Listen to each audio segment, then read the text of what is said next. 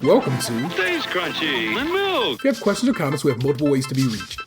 Twitter is, of course, the best way for those who need instant gratification. The show's Twitter feed is @SkimPod, SKIMPOD. Stays Crunchy. If you want to hear yourself on the show, why not leave us a voicemail? 216-302-8763. That's 216-302-8POD. Stays For the Crunchy. more patient amongst you, the email address for the show is podcast@stayscrunchyandmilk.com. Crunchy again being spelled with a K. We're available via Apple Podcasts, Stitcher Radio, TuneIn Radio, Google Play, Spotify, and of course at the website stayscrunchyandmilk.com. Please rate, review, subscribe, and share the show wherever you can. Stays Crunchy. And if the pockets is feeling extra chunky, you can put in on this and support our Patreon. It's available at patreon.com/stayscrunchyandmilk. And if you donate at the $5 or higher level, you get an entire extra show each month with even more content coming soon. Stays Crunchy. Our personal Twitters are Tatum216, Lunchbox2099, The Real ODP, and I'm your host, the Internet's Tayrail713. Worst rapper to ever spit on an open mic. Worst rapper to ever get on so many bikes. Worst rapper to ever blow up overnight with my D-Swell, my D12 friends, but Opie Trice. Young, black, and gifted, but he's still in America. I heard the flows is getting better. Is he sleeping with Erica? They passing me their demos. These rappers I think it's funny, because they trying to get my demo, young white kids with money. I promise. Worst rapper iTunes most played. It's just me, both Max, self-made, self-paid. Headline saying he's leaving to be a rapper, with niggas saying this dummy, he eating off of this acting. I mean, who the fuck wanna be a rapper? It's stupid. I mean, whoever thought, who knew that every rapper with a new crew wanna do shit on Hulu? That's the blueprint. You driving to the lease up, I drive until it's dirty. Please somebody call the Brinks truck. Yeah, they know me. Happy face emoji. That OG I might OD, so Avengers keep it low key. But I'm sitting on top of the world. There's only 1 second secure, and I can't get it back. My life is a sham, no time to react. Breathe. Find solace in the fact my ball bigger. Pause like dog's fingers. Give a fuck about y'all niggas. Get the point like ball kickers. I do shit, eat good, need a toothpick. Your girl play my music, so that's a thumb down to your new shits. Hello, welcome to the Stays Crunchy and Milk episode 388. And word to St. Jerome, I hope Palestine was good to you. I'm joined by my best friends, Tatum216, Lunchbox2099, and that's my homeboy, the real ODP. I kind of rolled, I rolled right over motherfuckers, but I was trying to get to my point, so I kind of rolled right over motherfuckers. So here, I'm going to ride backwards. We're going to go backwards, people. I'm here with my best friends, Tatum216. Hello. Lunchbox2099. Hurting from that hit and run.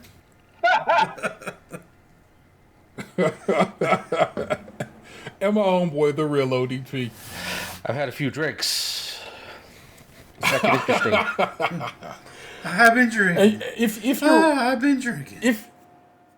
If you're wondering what that song is, some people do, maybe some people don't. That is Childish Gambino, and the name of that song is Yaphet Kotto.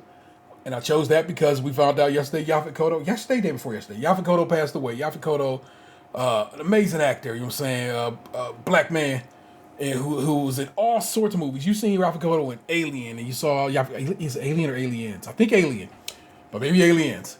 But he was a James Bond villain. He was everything. Yaphet Kotto was everywhere, man. He was such a dope actor, man, and it was sad to hear him pass. And when I heard he passed, my head immediately leaped to this Gambino song, and so I thought I'd share it with you, the listeners. Did he play the cat rest in in paradise, Alien? Yaphet Kotto. No, he did not. So rest in power, Yaphet Kotto, and we keeps it motherfucking moving. We out here. Let's hit the ground running. I want to say let's take a quick peek. If I look at everything, every story this week was sent to me by the Chesterfield Rockwell, the 216's own Tatum. So these are all news stories my man put me on to. He looks surprised by that news. So let's run through them. First up, from the good people over at Scene, posted by Sam Allard. City of Cleveland's Johnson & Johnson vaccines all went to Metro for a homeless population. Metro is our local city hospital. It's like the public hospital in the city of Cleveland, in the general county, or just general Northeast Ohio region, I guess. The city of Cleveland has received far fewer doses of the single-dose Johnson & Johnson coronavirus vaccine from the state of Ohio than they have of the 2-dose Moderna and Pfizer vaccines, the city's chief of youth Tracy Martin Thomas, who oversees the health department, told City Council Monday. To date, the city has received only 300 of the Johnson & Johnson vaccine. All of them were delivered to Metro Health to be administered to the city's homeless population, Martin Thompson said. Her last name is Martin Thompson. I want y'all to understand that. I don't think I'm calling this person Martin Thompson. It's Tracy Martin Thompson. Metro Health confirmed to scene that that was the case. The public hospital system said last week already administered 500 doses of the Moderna vaccine to both members of the homeless community and staff workers who regularly interact with them. The city of Cleveland provided those doses to the Cuyahoga County Board of Health, and they were administered by Metro. Metro then received the Johnson & Johnson doses Friday. The plan to administer them this week and next at a number of shelters and service providers for people experiencing homelessness, including Frontline, Lutheran Metropolitan Ministries, and Westside Catholic Center St. Herman's House of Hospitality, Journey DVCAC, and Metanoia Project, and others. It is a privilege to serve this community, which is among the most vulnerable, and it's keeping with Metro Health's mission, a Metro Health spokesperson who wrote seen in an email. The video embedded above is from vaccine distribution at 2100 Lakeside. The men's shelter managed by Lutheran Metropolitan Ministries is the largest homeless shelter in the state of Ohio. So on one hand, this is amazingly good news. Our unhoused populace is being looked out for in a way that just doesn't happen oftentimes. Mm-hmm. What sucks is that the supply of the Johnson & Johnson vaccine, a single dose vaccine, is so super limited for this region of the state. Now, I don't know if maybe Johnson & Johnson is just not hitting the state of Ohio as hard because maybe because of how much we have of the other vaccines, they might be spreading their wealth a little bit elsewhere. But if it turned out, and I'm not saying it has, I'm saying if it turned out that the state was just like, nah, we're not sending the people up in Northeast Ohio this particular vaccine, that would kind of suck ass. I hope that's not the case. I'm grateful that the city is doing right by its underhoused population because somebody has to. And I was really happy that they did that with the Johnson & Johnson because, for that particular population who don't have anywhere to go, like, who says they'll be able to come back and how are you going to get alerted to come back and take your second one? Exactly. That is actually people who need it quick, and that's a good population to share that particular vaccine with. Yeah. When I read that blurb, I was like, this is one of the few times I feel like some planning and thought actually went into a decision. Yeah. I got it. I said it last week and I'll repeat it again this week. As far as our COVID vaccination plan, DeWine has been on point. He has done it wisely. He's done it timely as one can do, and it has only gotten better with the help of with the Corona relief package being passed, because it helps us know where the money's coming from. So he can go ahead and say, okay, we can order some more. We'll order it on a credit right now, but we know we got money coming in to help pay for it. So yeah, I want to know where the fuck my money's coming in from. Fuck. I still haven't got my stimmy. Yeah, you're the weirdo. That's I don't understand how that's possible. I'm shocked because like the first two, I got it on day one at midnight. It was in my account. This one, like I check and they're just like, nah, son, we don't know when you gonna get it.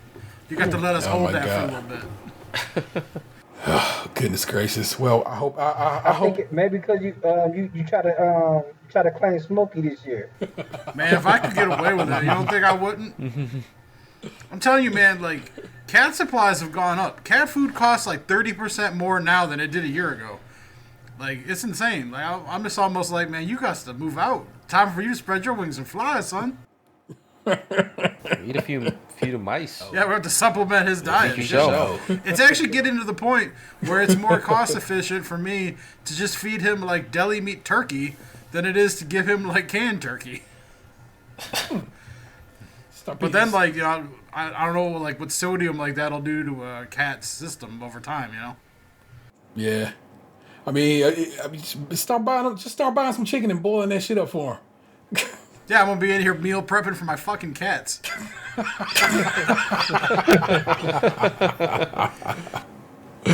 Well, again, like Aunt said, like the story said, it's good that our underserved populace around here is for once being thought of, and being put at the front of the line. I was reading somewhere that homeless people or underhoused people are also eligible to get the $1,400, the stimulus. They can fortunately use homeless shelters and churches and stuff as an address, but they also need to do there's a quick file they have to do with the IRS. So basically, it pings them, be like, all right, I'm here. Please hook your man's up or your woman's. No offense.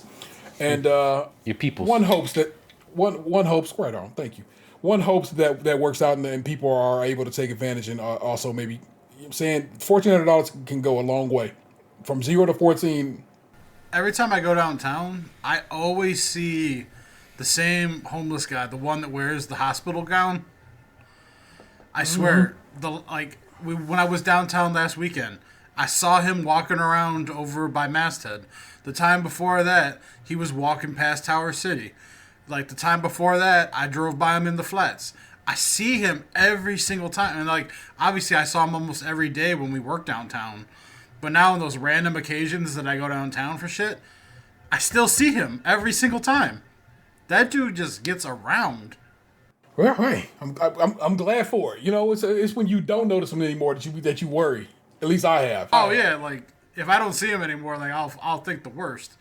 Like, yeah, I mean, I've seen that dude like get kicked out of Tower City for yelling at himself and shit. Like, you know, he's not all there, but like just seeing him walking around in that same like open butt hospital gown and you know all that, like he has like the same kind of outfit that he wears all the time. Like, it's familiar and it's like, you know, it's a nice little like remembrance.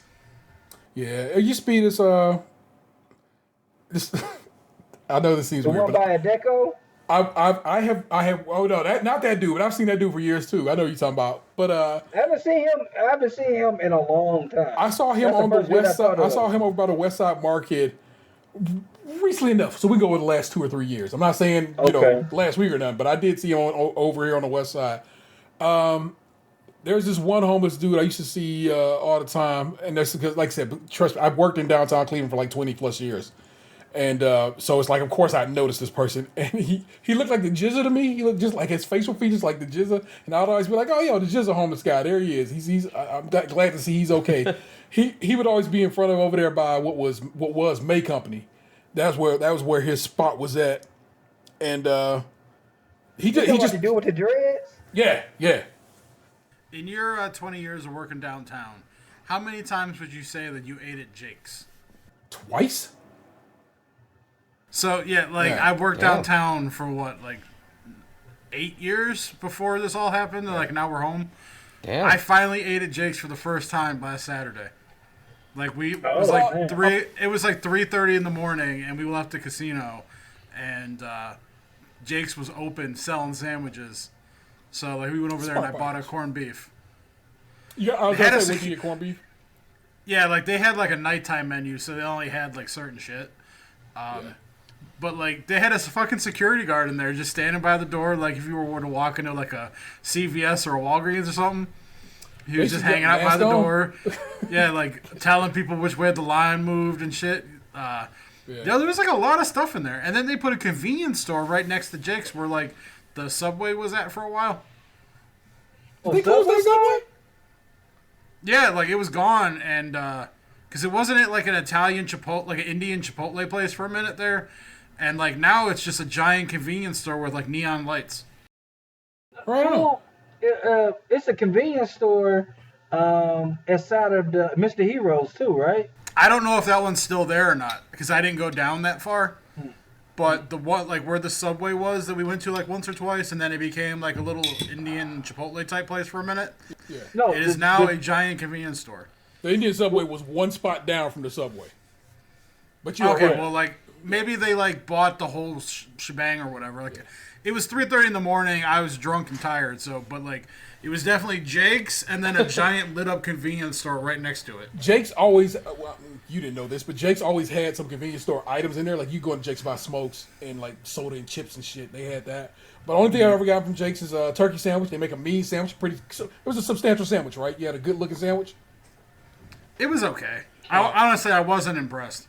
Yeah. Well, no, that's why we don't eat at Jake's. But they make a decent enough turkey sandwich. You know, it was. There nice. was like a lot of options in there though. Like they had like potato salad in the case, and like whatever drink you can think of was in like the cooler or on the premises. Like, and then like they have that other spot next door where like they have the ice cream and all that. It wasn't open, but. Yeah. You know, they had like pizza slices, like if you were going into a 7-Eleven, like in the little square box, like the triangular boxes. Yeah. They had like random things in the cooler, like eggs and cut up fruit and shit. Like, you know, I guess like if you're leaving the casino at 3:30 in the morning, it's a pretty decent spot for like a menagerie of options. Yeah, people live down there. Yeah. But to say that like the $11 I spent on that corned beef sandwich is a wise investment, I would not agree. I mean, Isn't that New York prices? $11 for a sandwich in downtown Cleveland is just a standard markup. That's fine. Yeah, I used to get to turkey. How much they charge in New York? Depends on what borough you in. Yeah, I used to get the turkey Reuben from there quite a bit. Like that was the thing. The late night menu, they weren't selling Reubens. Like my buddy in front of me tried to order corned beef Reuben, and the lady yelled at him. It was like nighttime menu only, and then she like pointed at the menu on the counter. Okay, so very specific. Right on. yeah, like I don't like going to like not even me. I know during this time it's been a lot of that where they cut down menus for a lot of different restaurants and stuff like that. Yeah, I'll just be like, no, I'll just not. If I can't get what I want, I'm not gonna be bothered. Yeah. Feel me? That's real. Next up is from good people over at Complex. This is by Jose Martinez. First known baby with COVID-19 antibodies was born in Florida. Oh, Two pediatricians from Florida believe the first known baby with COVID-19 antibodies was born in late January. WPBF reports. Dr. Paul Gilbert and Dr. Chad Rudnick of Palm Beach County said the unidentified woman is a frontline healthcare worker who was given the first dose of the Moderna vaccine while she was 36 weeks pregnant. When she delivered the baby 3 weeks later, a blood sample was taken from the umbilical cord to see if the mother's antibodies had been passed to the infant. The doctors conducted the blood test to see if the COVID-19 vaccine acted similarly to other vaccines administered during pregnancy. Excuse me. This is one small case in what will be thousands and thousands of babies born to mothers who have been vaccinated for the next several months, Dr. Rudnick says. Dr. Rudnick and Dr. Gilbert note in their findings, which were published in MedRxiv, that further testing is needed to determine how long these antibodies last and how many antibodies are needed to offer sustained protection against the virus. A study in Israel appears to be ahead of the curve in addressing this question. According to Reuters, research from Jerusalem's Hadassah University Medical Center found antibodies in the babies of all 20 women who were given both doses of Pfizer BioNTech vaccine during their third trimester of pregnancy. The study points out that these findings represent a small sample size, but researchers hope to delve deeper to try and figure out if other states of pregnancy impact the virus's efficacy and whether other available vaccines offer different results. Pfizer Inc. and BioNTech's SE announced last month that they are launching 4,000 volunteer international study to evaluate the effects of the vaccine on healthy pregnant women. I laughed at the at the Jerusalem thing because Carl Tart was on Doughboys episode that went up today. He talked about the Israelis, because they had the study talking about this study because they were discussing whether or not they would go back on the road again and how COVID, how being vaccinated from COVID helps prevent COVID. You know what I'm saying, and so forth. And that made me chuckle. It was just random. The story feels like in like an apocalyptic movie where there's like the one mother with like the baby that's supposed to save civilization. Children of Men. Have you ever watched Children of Men? No. Children of Men is sad movie. Amazing. Hands down. I'm telling you right, if you can get a hold of it, check out Children of Men. Clive Owen. It's so good. That's one of the movies that made me cry early in my crying at movies game, because I was like, what the hell? Why did this strike me so hard? It's such a good movie. It literally is what you just described, though. Apocalyptic. It's funny. Baby.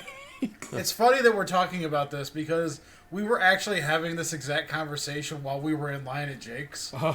Like, we were talking about, like, what you would do in a zombie apocalypse.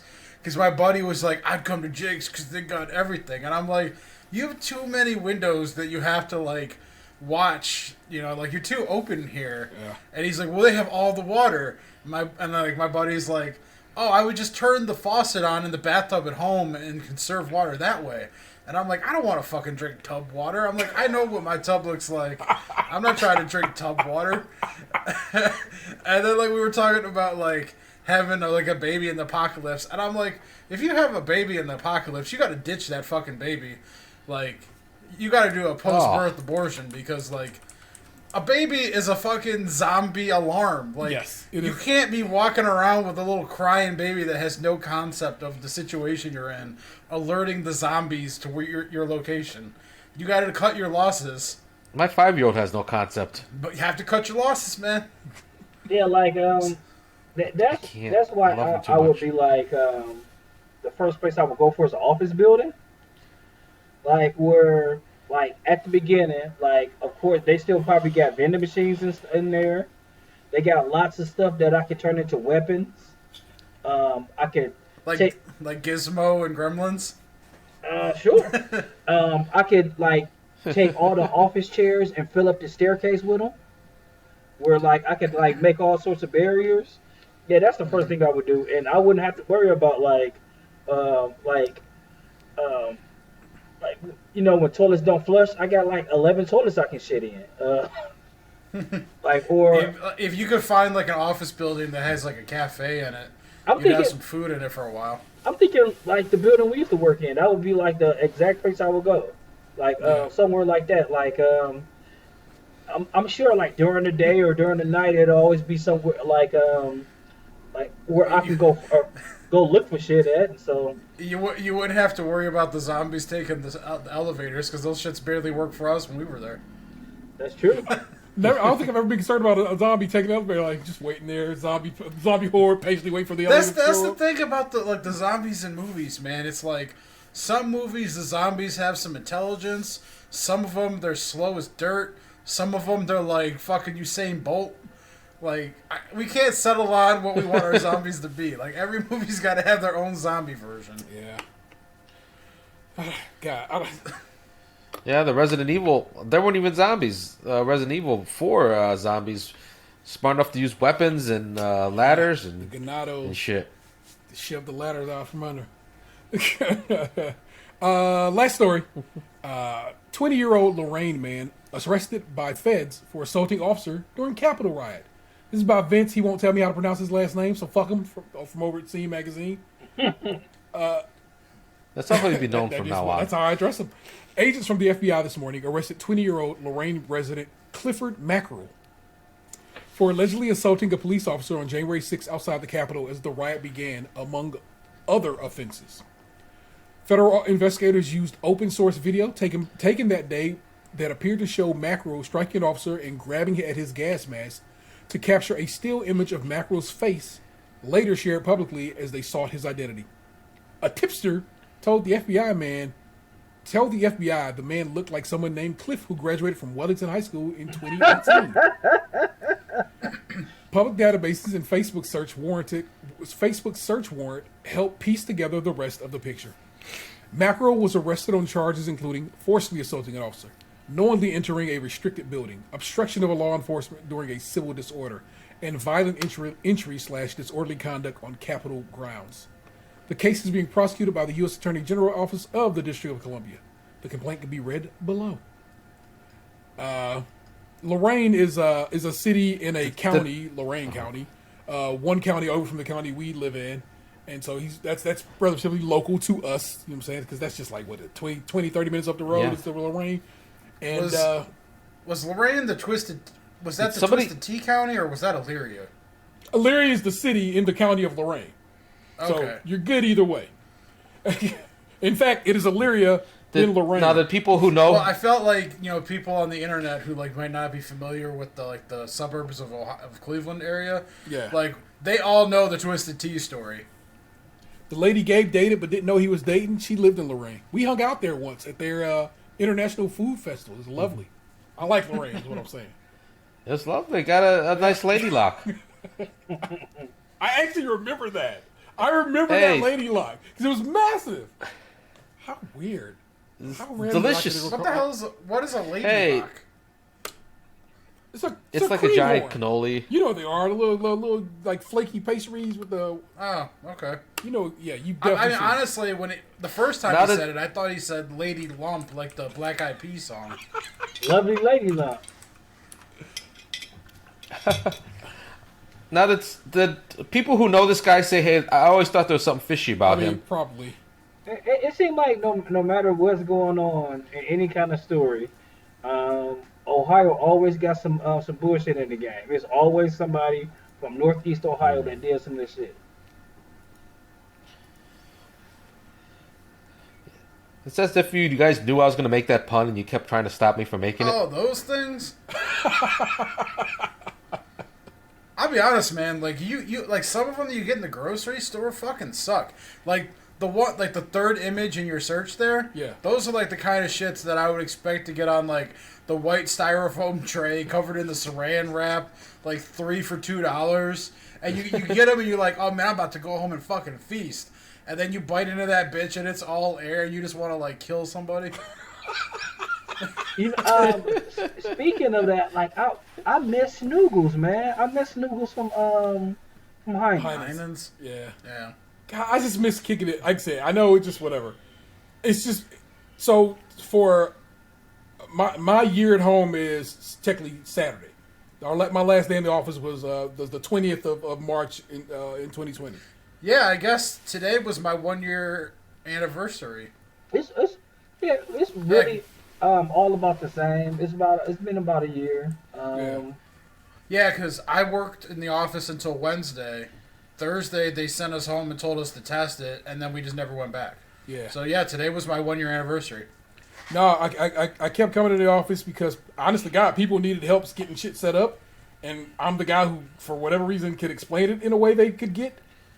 And so, until that day, that last day I went to the office, I got everybody who was remaining set up, how to basically do their token and so forth, and how to go home and do it. The one lady ended up having to buy herself a new phone because her phone was so old the token wouldn't work on it. Yeah, the lady who sat in front of me had the same thing. Yeah. So I legit made sure that all my coworkers could do what they got to do, and that was my last day in office. And I'll be in the office Monday of this coming week, to go pick up my shit. As we shut down the office, and I'm not gonna get into it too deep, but what's funny about the way that we're shutting down our office, they're like, you got to make sure you show your shit before you leave. I'm like, I guess, bro. If you want to look at it, go give it a look, see what you think. You've boxed up. They gotta look at your stuff that you taking. Because they want to basically make sure you're not taking home any stuff, any tech or anything. And I'm like, bruh. I just told them to ship my shit. Fuck them. Yeah, I had no interest in going back. Well, I'm me. I'm a sensitive soul, and I just kind of want to say bye to it. I've been there for too long to not. So, it came down to the fact that I didn't want to be there when we were there. So I don't want to go back now. Yeah, I hear you. I do. That is the building I started working in when I first started at our company. Then we moved to the other building, Just across the street. Yeah. Across the street. Then we came back to this building, and I was just more like, I've come to the realization,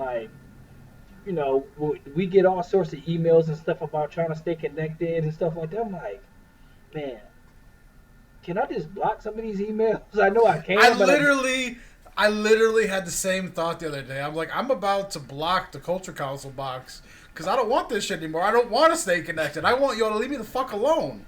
Yeah, it's I'm talking about all of the stuff.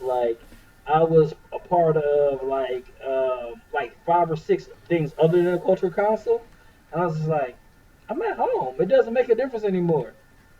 All that stuff is dead. I don't want to do Zoom karaoke and I don't want to hop on a call to chit chat for 10 minutes or hop on another Zoom to say goodbye to somebody or like wish someone happy birthday or whatever. Like, leave me alone. I'm trying to watch fucking Netflix over here.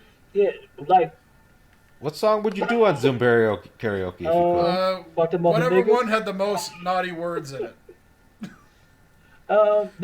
Maybe like Tenacious D, fuck her gently.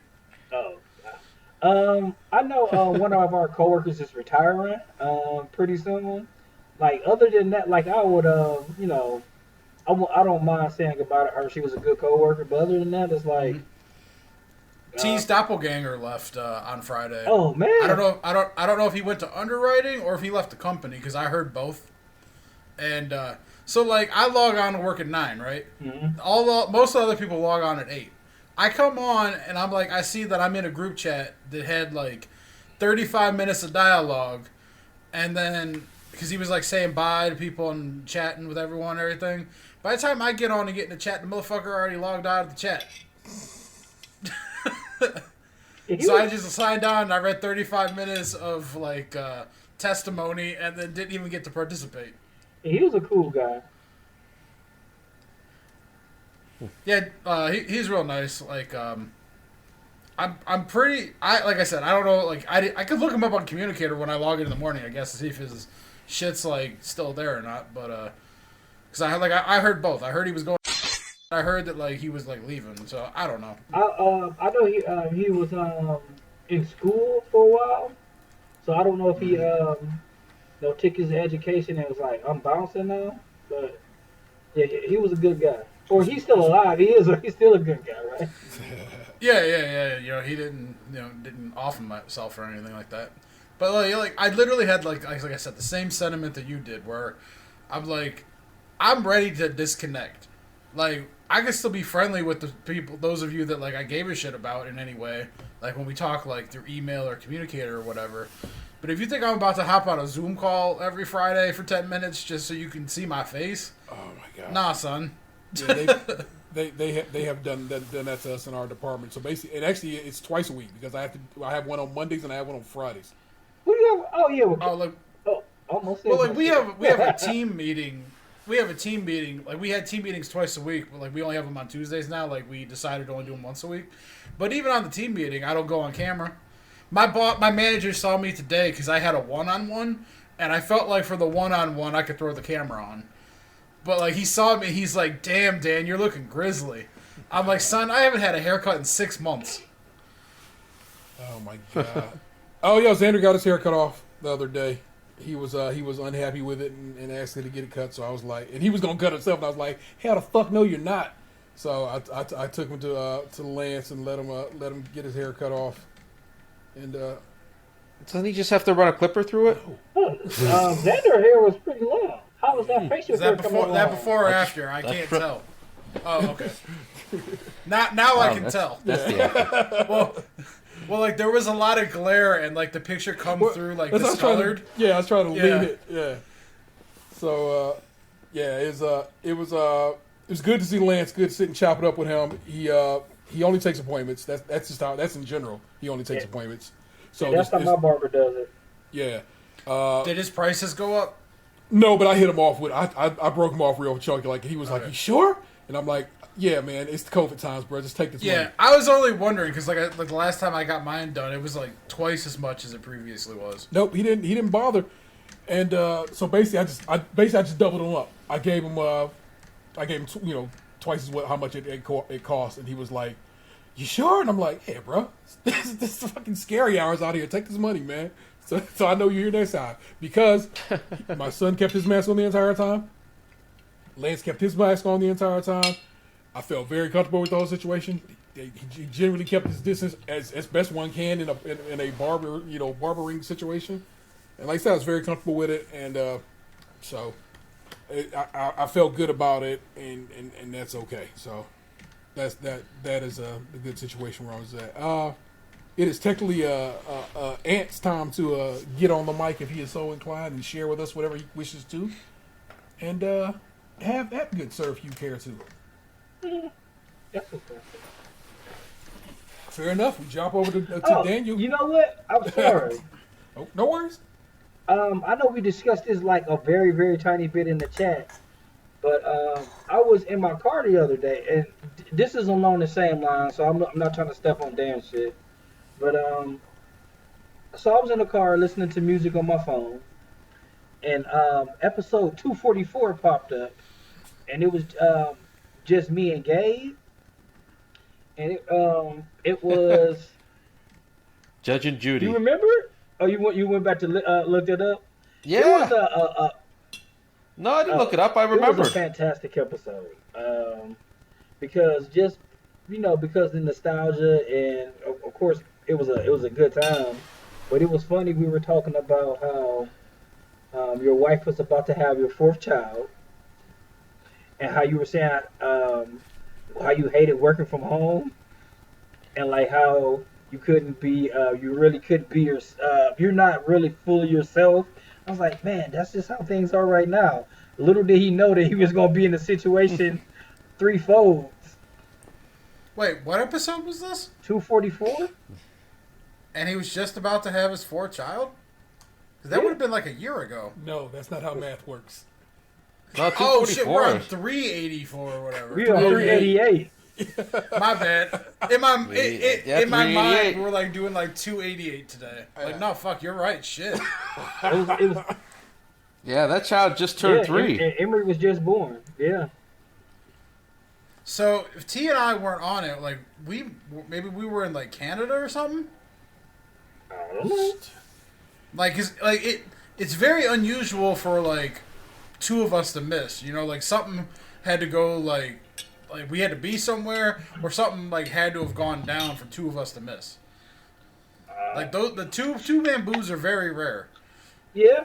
I don't know what happened. It was 3 years ago. Because when Junior was born, and T and I were on our way to Boston. You said it was 3 years ago? Excuse me. Yep. 244. I was trying to run through our archive, but you know what? Yeah. The Tumblr archive. This is why I'm buying a new website. Not the whatever on some bullshit, but our website, our domain is our domain, but it sits on top of a Tumblr website. And I can't even go dig back 3 years. You know what I'm saying? We're going to get a new website, and that's just what it's going to be. I can scroll, but I can't just drop the menu down. So let me just roll. I'm sure if you can probably Google it. I hate that I had to put that kind of effort into it. 244. 244. So You said 244? Was Emery just born? Yeah. Okay, so that would have put that in July, which means that T and I would have been in Canada for Gambino and the Indians game, right? I thought that was September. Was that July? Okay, you're right. That was September because I got sick and the Browns played the Steelers in the opener. Yeah, Tyrod Taylor played. You said 244. I'm about to go back now. It might have been 224. Okay, because 244 is wife prospects. It was 224. 224 is the shaming of Judy. Yeah, that what Gabe just said. Yeah. Yes. November. I said Judge and Judy, but November. It was Shame and Judy because November Judy Winslow. November getting a hard time. 29, 2017 is when that episode came out. For the first time in 4 years, T is not on the show, which means Gabe, a.k.a. the real ODP, is in the hosting chair with the 216's own Tatum 216 riding shotgun and ready to assassinate any would-be deer in new and fascinating ways. The fellas chat about what they are watching, and Ant isn't so keen on work. Gabe prepares for baby number 4 and parenting in general. Heathcliff is dope, but the Cadillac Cats were amazing. TV shows where the lead left and the show tried to carry on. They really played Judy from Family Matters. Replacement TV moms and shows your significant other enjoys that you don't. Gabe had one heck of a dream. Biohazardous laptops. Oh yeah. More TV chat with a dip into cinema. I kind of feel like after like listening to the episode. If you can, when you edit it, please put like the link to this episode in the chat. Okay.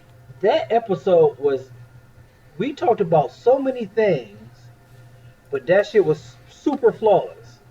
Like, I just can't imagine myself being that funny now. Oddly enough, it is no longer up on like the website because it's probably from the ones we had to cut when we got on Spotify. Yeah. But I have every episode we've ever done, so I can pull up 224, and in fact, let me put it in the show notes. That way, I have it. I find it amazing that we've been doing this for so long now that we have such an extensive back catalog that like we can review like our own and discuss our own shit from years ago and critique it. I'm saying, like, No, So- keep going. like when we talked about like Judy Winslow, that whole storyline we pulled out of our butt, talking about how how like they were talking. We got on the subject because we were saying how they were in a picture together and everybody was in the picture except Judy. And me and Gabe just riffed on like how they could have pulled it back into the show and didn't, and we talked about some really funny stuff. That was a really good episode. Like, if I was at the grocery store, and I was just able to I was just circling around the aisles a couple more times so I could finish it before I got in the car. It was a good episode. Yeah, we came up with a Family Matters NYPD Blue Yes. crossover. Well, oddly enough, when I pulled up Damn, the that was show funny. notes, I realized I had one last news story. I'm gonna jump back in time and take this over right quick. The pandemic made these cereals cool again. It's by Daniel Wiener Bronner over at CNN Business. Oh, all right. I knew it was right up our alley, which is why I pulled it. I put it in the notes. Like I started the notes. God knows any day that I bump into something, so I have it, and I forgot that I put this one in there. When the pandemic hit, something astonishing happened in the cereal aisle. It cleared out. Beloved cereals like grape nuts were suddenly out of stock. We talked about that. Companies once desperate to boost sales swiftly curbed their promotions on products, fearing they couldn't meet demand. The early days of the pandemic led to shortages in packaged goods as people rushed to stock up. But the surge in cereal sales marked a dramatic turnaround. In 2019, cereal sales dropped 0.6% following a 1.4% drop in 2018, according to Nielsen data. In 2020, sales jumped nearly 9%. Before the pandemic, the products were passed over by many consumers who were looking for fresh ingredients or ate breakfast on the go. But restrictions designed to curb the spread of COVID-19 led more people to eat breakfast at home and stock up on familiar, shelf-stable products. Suddenly, cereal was cool again. Excuse me. Demand rose on two ends of the cereal spectrum. Indulgent, nostalgia-invoking treats, which had started to gain traction before the pandemic got even more popular, and healthier products geared toward adults got an unexpected revival. Up until the pandemic hit, the kids' brands had been doing relatively well, said Tom T.D. Dixon, Chief Growth Officer of Post-Consumer Brands. The more adult-focused brands were just kind of hanging by a thread. And the fact that they were dramatically jumped during the pandemic, that was a little surprising. We weren't expecting it, he said. Sugar surge. At Post, the Pebbles brand had been on fire, said Dixon. Demand for Fruity Pebbles and Cocoa Pebbles during the pandemic inspired Post to partner with nutritional supplement maker D. Matizzi on Pebbles flavored protein powers. Tastes like Saturday morning, the Daimatsi, I don't know how to pronounce that word, website promises. Demand also grew for honeycomb and honey bunches of oats, particularly the almond and honey roasted variety, Dixon noted. How to sustain that growth is the million-dollar question, said Dixon. One way to capitalize on the new taste for cereal is to repackage the products as snacks that can be eaten on the go. Earlier this year, Post launched Pebbles Crisp and Honeycomb Big Bites, designed to be eaten straight out of the bag. At General Mills, CTC, you know what it is, Lucky Charms and Reese Puffs saw elevated sales during the pandemic, according to Ricardo Fernandez, the company's president of U.S. Cereal. The fact that that's a role that one could have is great to me. These brands have been helped by nostalgia, Fernandez said. A customer might feel, I grew up eating it as a kid. I'm in the new moment of a pandemic, and I need something that makes me feel comfort, he said. In September, General Mills restored the 80s version of Cocoa Puffs, Golden Grams, Cookie Crisp, and Trix, reviving original shapes and recipes.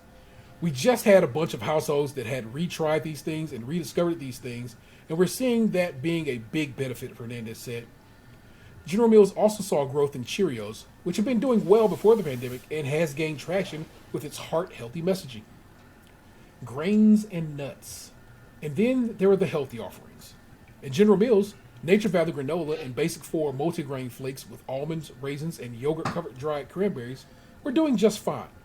We're doing fine. We're doing fine before the pandemic, said Fernandez, who described those brands as a stable part of the category. But he said adults staying home over the past year accelerated demand for those items. Over at Post, Great Grains made with flakes and granola crusters saw a surge, particularly the raisin and date pecan flavor, that's the one I fuck with, and the cranberry almond crunch variety. Dixon said, noting that millennials were trying the products maybe for the first time. They were the least represented cohort prior to this, he said. We attribute a lot of growth for those healthier brands to the fact that they got a new group of consumers participating for the first time. Cereal brands hope that once consumers have tried brands, they'll keep coming back even after the pandemic. Another hit, Grape Nuts, also made by Post. It's very satiating, Dixon said, noting that the cereal has resonated among people seeking wholesome, natural products. Post had to temporarily suspend production in one building last year because of COVID-19 related absenteeism, leading to the grape nut shortage. CEO Robert Vitale said during a February analyst call, Grape nuts lovers can breathe easy. The cereal is coming back. We expect to be back in full production over the next couple of weeks. Now, funny story about grape nuts is I fuck with grape nuts. I got it's 2 boxes of grape nuts on top of my fridge right now.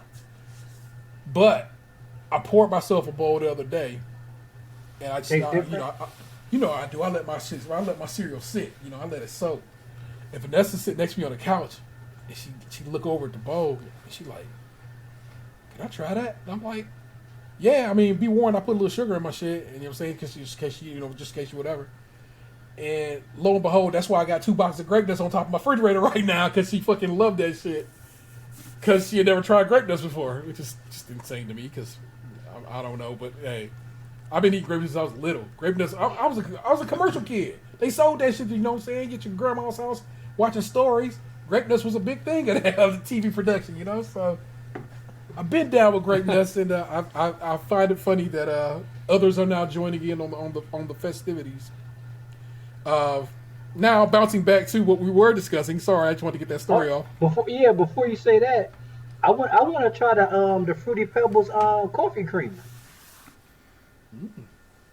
Because they got Fruity Pebble coffee creamer. Yeah, they too. They got Fruity Pebble chocolate white chocolate bars. They got Fruity Pebble. I've been able to find those. I wish you would have said something, but I'll make sure I'll get some. I'll get some soon. But they got Fruity Pebble bunnies, like white chocolate bunnies. They got a bunch of Fruity Pebble stuff on here. Well, there we go. The cereal game is to be chose.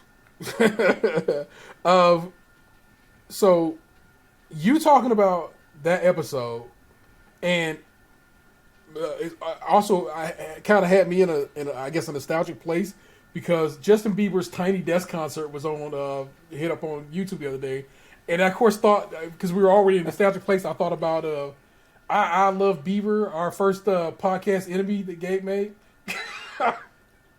Yeah. I started podcast beef. Well, like I said, Ant talking about 224 now that we know got me feeling nostalgic. With combine that with Justin Bieber's Tiny Desk concert coming on, made me think about our first pod enemy whose name on Twitter was I Love Bieber, and oh shit, I forgot about that. so I actually dug into our Twitter archives. I went all the way back to the beginning of our Twitter archives, which was in May of 2013, I believe, and I could not find where Gabe was shit talking I Love Bieber, but I don't know if that person exists. If you go look that up, that name is it's there, but it's not. It doesn't seem like the same person. Oh, she blocked us. Remember? Yeah, but I have like 6 other Twitters I can look through. So yeah, blocking is actually kind of like a fallacy in that that account that you're blocked on, you can't see them, but you could easily just switch to a different account or not be logged into an account. Blocking has its limitations. Yeah. So But it just, but it made me chuckle. Was looking back at our old tweets was just like, one, we didn't use pictures, so it's just all tweet, just words. And I know that seems whatever, but it's like I can understand why that it would never draw anyone's eye to the account. You know what I'm saying? It's just like it's a bunch of fucking text.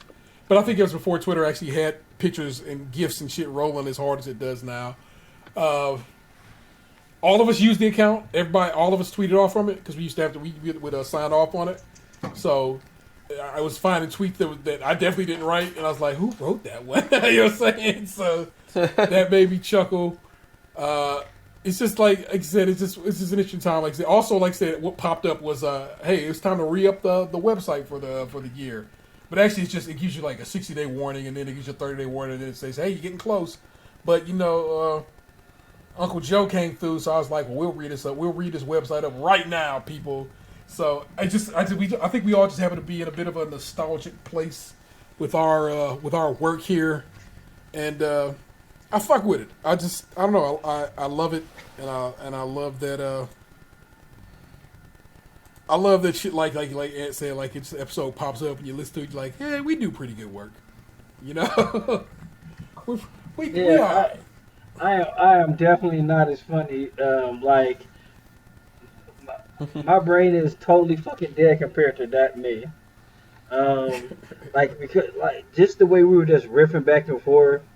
I don't know. Maybe my brain is just filled with other shit now because we were having fun.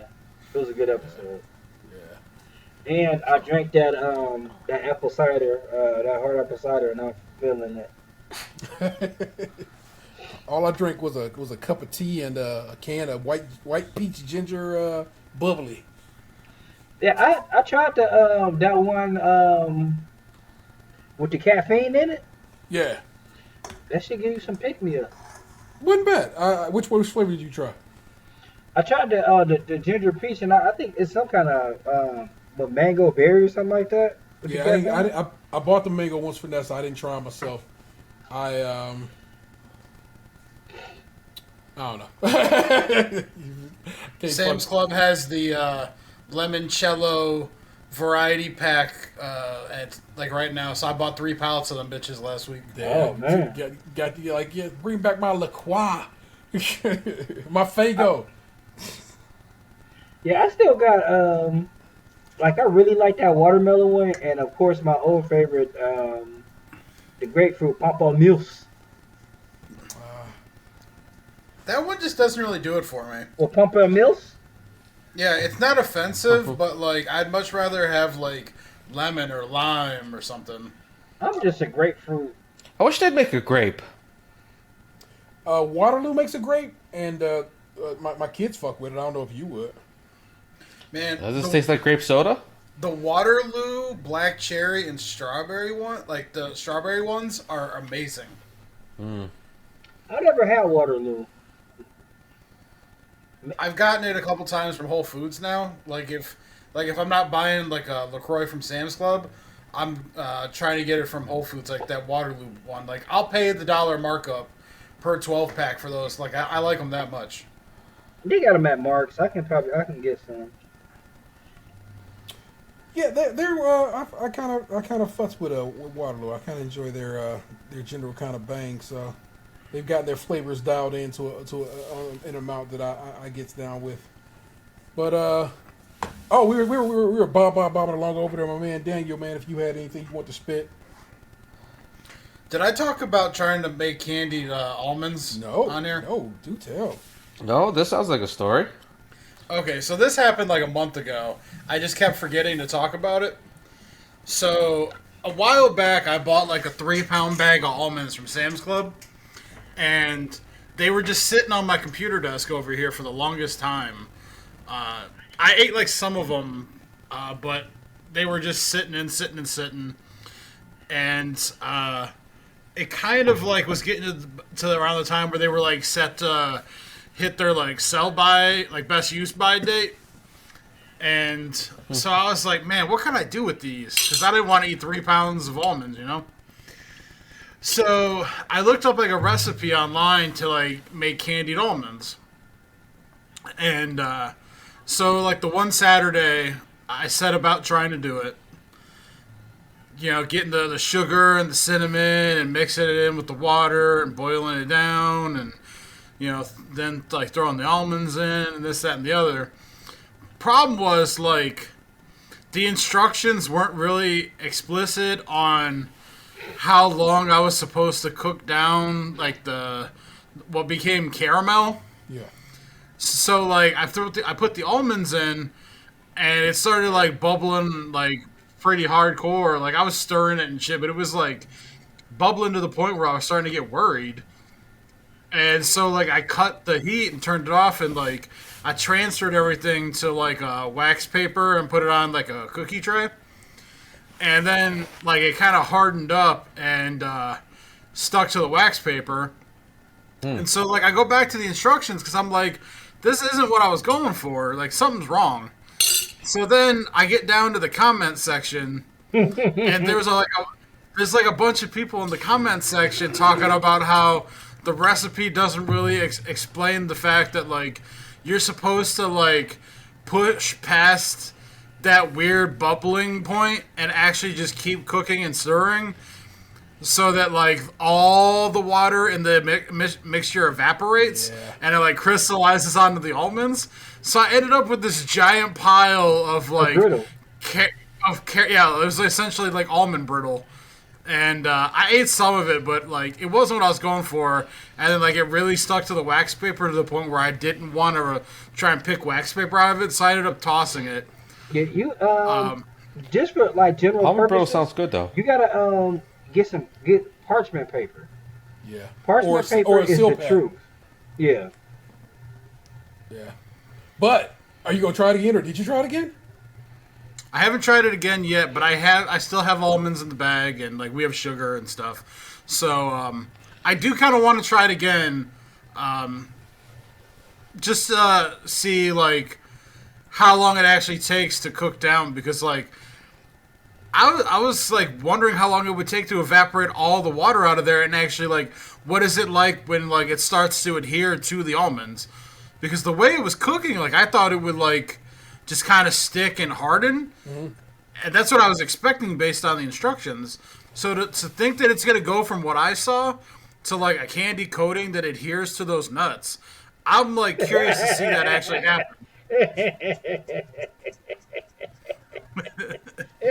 So basically, you just, like you said, you need all the water to evaporate before, and that it's actually probably a point where you actually probably see it happen too, where all of a sudden just like boom, it clings to the almonds, and, like, you've done it. You know, I want to see you do it because I think it'd be a neat little trick to pull off. So yeah, but it also makes me curious too, because like it was literally just cinnamon, sugar, and water was the mixture. And you cooked it to, like, where it started to bubble, like, boil, and then you were supposed to put the almonds in and then just stir and stir and stir. I'm curious to see what kind of other, like, flavor profiles you can get it. Like, instead of, like, maybe instead of mixing with cinnamon, maybe, or, like, cinnamon and, like, a little bit of cayenne pepper, or, like a sweet heat, or just something, you know? Like, there's so many options that I feel like you could try. They didn't say salt at all? No. Interesting. Just in general, what has your cooking been like during these scary hours, during this pandemic, during this year of lockdown? Have you found yourself being a little more experimental in the old kitchen? Have you come to some things? Did you discover something about your cook games? You're like, ooh, I got pretty good at that. Or I'm starting to get pretty good at making smash burgers. I made smash burgers 2 weeks in a row. I actually bought, like, a little sturdier of a spatula, and it came with, like, a burger press. So, like, and like a bunch of pieces of like parchment paper or whatever, like you would, like, you see hamburgers placed on. yeah. I haven't used the parchment paper yet that it came with, and, like, kind of what I've been doing is making a little ball of meat. And then I'm putting the spatula on it, and I'm taking the meat press, and rather than pressing the meat down with the press, I'm pressing taking the press and pushing it into the back of the spatula, And like Yeah. I'm working on trying to get like my drag and push game down. It's just difficult because like I'm trying to do it in a cast iron pan on the stovetop. I'm not doing it on like a griddle top. So, Yeah. so like I only have so much room to maneuver. But I feel like I'm getting better at it, and like I've been doing it like the way where you cook it like with the onions, so like they kind of incorporate and cook with the meat, and I feel like I'm getting pretty good at it. Like I would say like I need to work on making the balls a little smaller. Okay. You know, one technique that might help is pressing it because you said you already got the paper, right? Yeah. So press it beforehand and then freeze it. Then put your hands down and then like you'll have that firm because it'll freeze and then you can put it down and it'll be a easier start. Kind of like what White Castle does.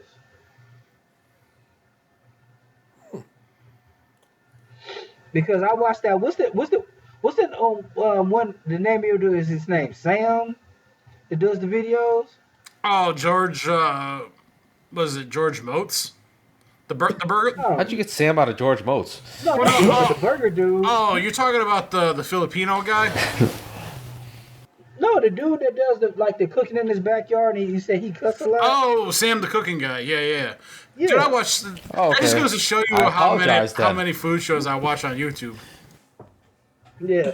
Yeah, I was saying Sam so he made some sliders and like he was like giving a couple of techniques that I use. Like he'll say like take the pack of buns, and roll the meat out to the perfect size of the buns.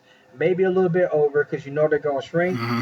And then take a chopstick, put the holes in it, then you freeze it, and then then you can put it down, put it on top of the onions, and it worked really good.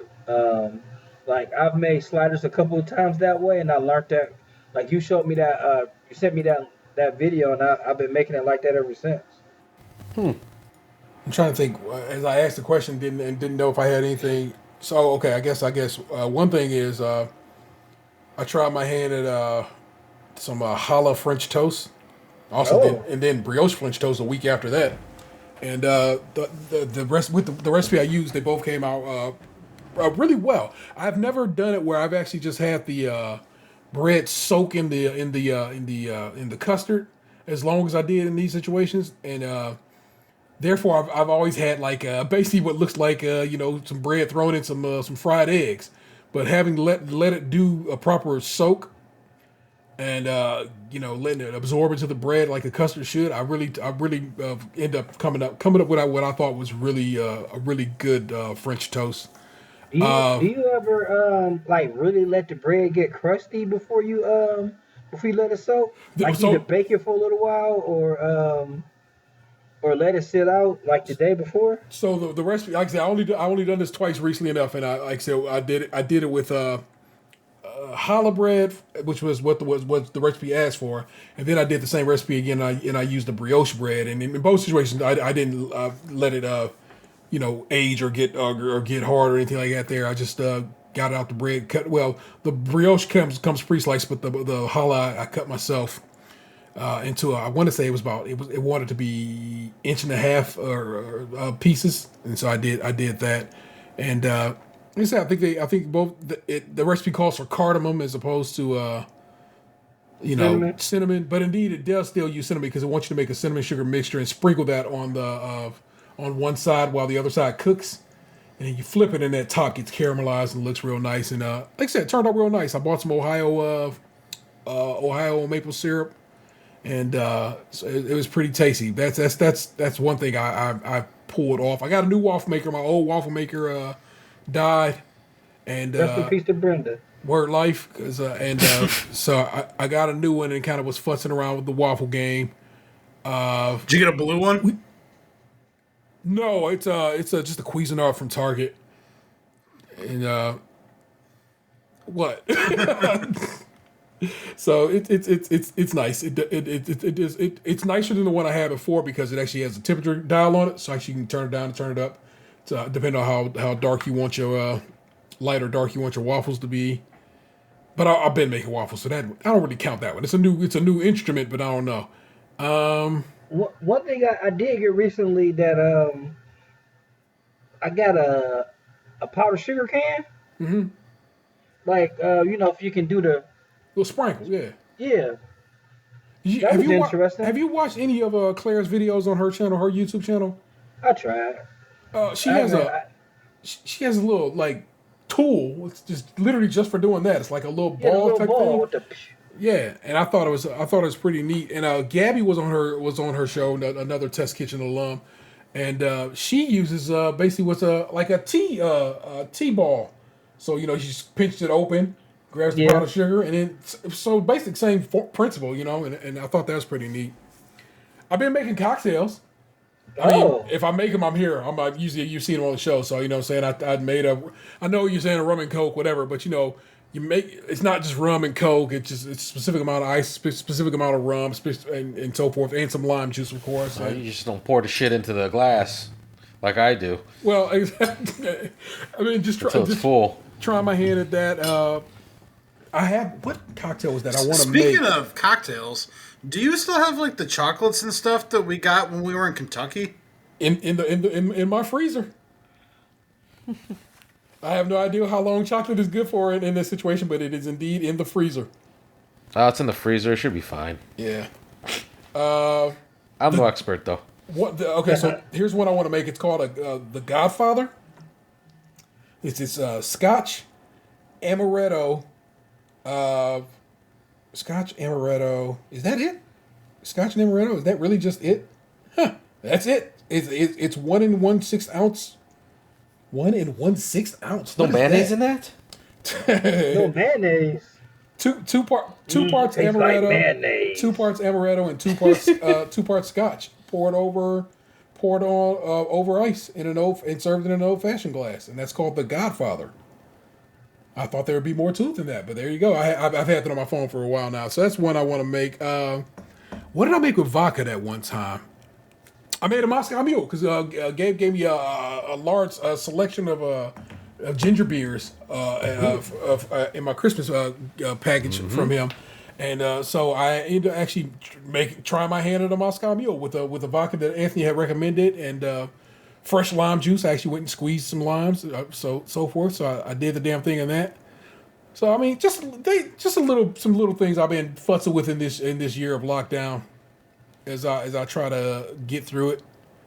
And I guess the only thing I made that I never made before, like I tried to make some cheddar bay biscuits. from scratch. Oh, nice. From scratch. I made the Coca. I guess it wasn't Coca-Cola, but the cola beef spare ribs. Yeah. You made a couple weeks back. Yeah. I made some buffalo chicken egg rolls. Well, some Southwest egg rolls. I can never get them from Cheesecake Factory because I believe one of their key ingredients is bacon. So yeah, I gave you some of the egg rolls. I did have yours. You're right. You had dropped off some, and I had just got finished cooking. I'm like, you want some egg rolls? He's like, yeah. I should have pretended and waited a little bit like, oh, I don't know. I don't want it. I should have put on a show, a bit of a performance. Well, you had your girlfriend in the car. I guess it was all business.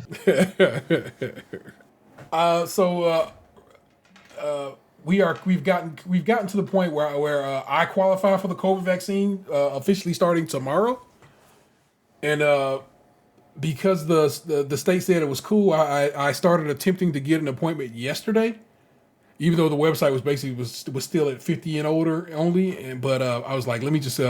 They said don't worry about it. Just say you're 50, get past that screen, and then make sure you put your actual age in the next screen there afterwards. So they basically what the state's website does is kick you over to a list of places and says go to their website. And everybody's website was like, we ain't got no vaccines, dog. What you talking about? Except for Drug Mart, who was like, we'll sign you up. But again, I know my partner signed up at Drug Mart forever ago and never got it, so I know that means I'm not signed up for anything. Is basically what it comes down to. But the COVID, the vaccine hustle begins in earnest for I think all of us at this point. We are all qualified for the vaccine now. And what are y'all moves or plots and schemes about this? Are you going to get vaccinated as quickly as possible? Are you going to, I don't know, give it a bit, let the rabble die down? What are you going to do? I'm going to try to get my appointment in earlier. Yeah. I'll get it when I can, but I'm not really worried about it. Like I think I might have to get it sooner than later because we were thinking about sending our youngest child back to daycare. Okay. So just to be safe, because everybody gets fucking sick at daycare. Yeah. Maybe get the vaccine before we send them, just to be safe. Yeah. It's kind of where we are in all of this. But that state website is efficient. It works. It looks nice, but useless when no one has a vaccine around you for a very wide swath of land. But we'll see what tomorrow. About the Holstein Center?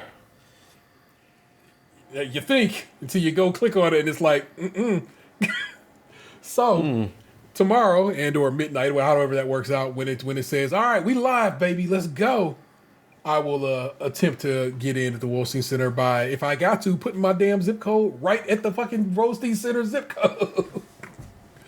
But what I was telling the fellas, you had stepped away. How basically how the site works now is you put your information in and it kicks you over and says, okay, here are places that said they got it. Holler at these places by going to their website, and like Giant Eagle says, no, we ain't got none within 50 miles of you. Walgreens, no, we ain't got none. A specific health center here in town is like, nah, I ain't got none. What you talking about? So basically it's just I don't know. But like I said, Governor swears, he had a press conference, I believe today, that was like, don't worry, it's coming in fast. We got a lot of it. So I'm like, all right, I will figure it out, and it'll be all to the good. Yeah, might Maybe have I'll to treat sign it up like after this. treat it like a PlayStation 5 and just wait till some of the heat die down. Oh my god. They're going to say, treat it like a PlayStation 5 and sleep with an old woman to secure it.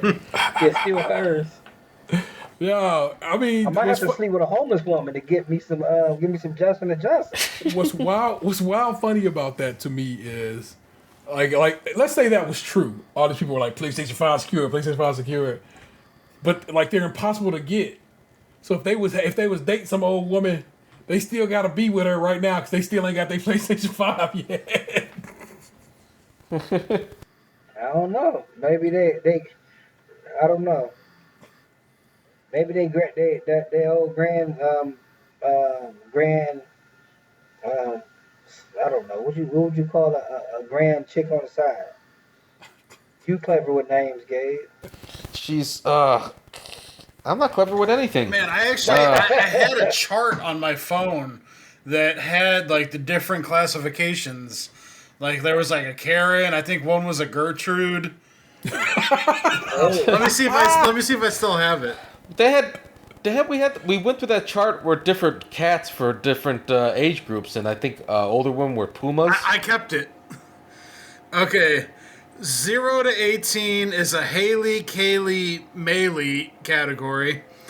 19 to 35 is a Becky. 35 to 45 is a Karen. 45 to 60 is Susan, and 65 plus is Gertrude. So you get, a side Susan is what I'm looking for. you don't want to go through Gertrude? No way, brother. Oh shit, man. You might break her hip. Well, Jesus, what do you have to bring to the show this week besides hit breaking old women? But she'd love every minute of it. I can make an orthopedic rock girl. Do you have any room in those Depends for me? Your diaper's awfully glossy because I can see myself in it.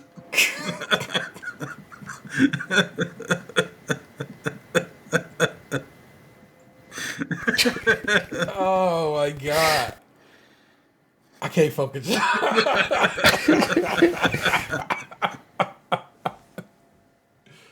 All right. Why don't you put those teeth on a nightstand and let's have some fun, baby? Oh. Go on, sir. Sorry. Okay. So I had a little bit of the Bachelor life since Monday night. My family went out of town and left me alone. They left him for a pack of cigarettes.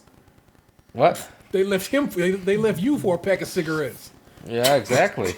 They came back though. Hey, it all worked out. It was nice being a bachelor for a little bit. I did miss snuggles. I don't know if I mentioned this on the show. I'm a very affectionate father. I snuggle a lot. I kiss them a lot. I hug them a lot. I kiss my boys. I mean, I kiss my girls just the same, you know. Better be careful. Trump got in trouble for saying shit like that. He said he would date her. It was weird. It was a really weird statement if you think about it. There's no like, oh, it was taken out of context or anything. He just said if I wasn't the father of my child, I would date her. I mean, that's a weird thing to say. It's good. It's like flattery on a whole nother level when you're willing to tell the world that you fuck your own daughter because she's that hot. I don't think she's that. Anyway, nope.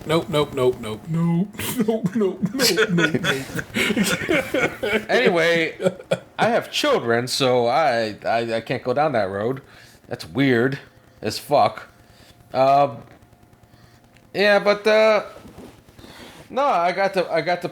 First, I'll get. We're gonna have video game talk later, so I won't talk about the video games I played while they were gone. But I had a few beers on St. Patrick's Day. I was looking for the Great Lakes Great Lakes is a local beer for us Clevelanders, and they have this Conway's Irish Ale that I really like, and I couldn't find it anywhere, so I just had Elliot Ness instead because he got busted for drinking and driving.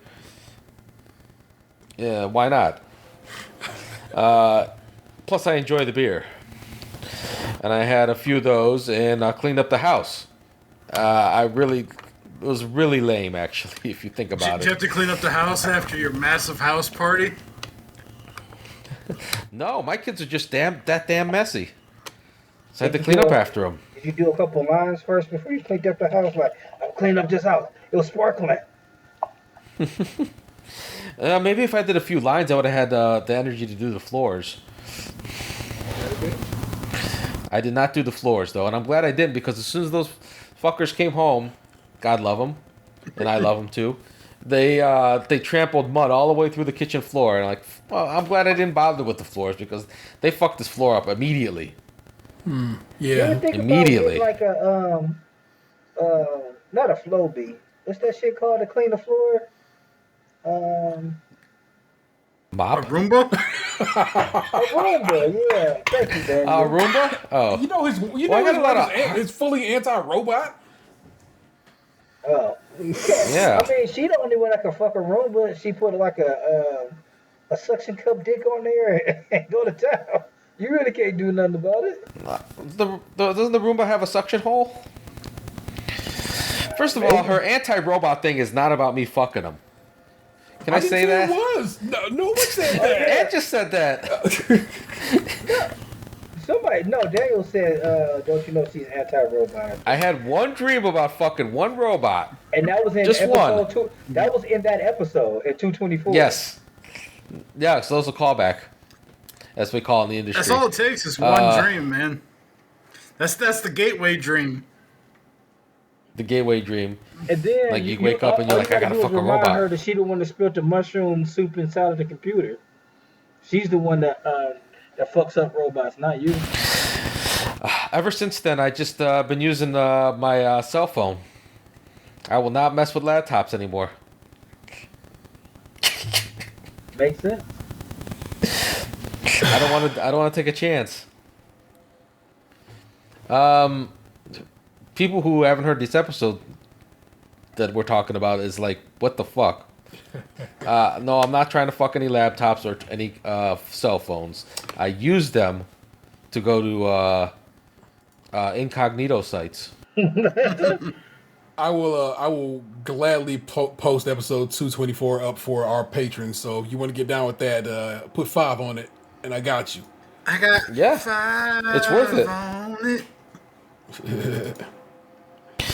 It's a really good episode.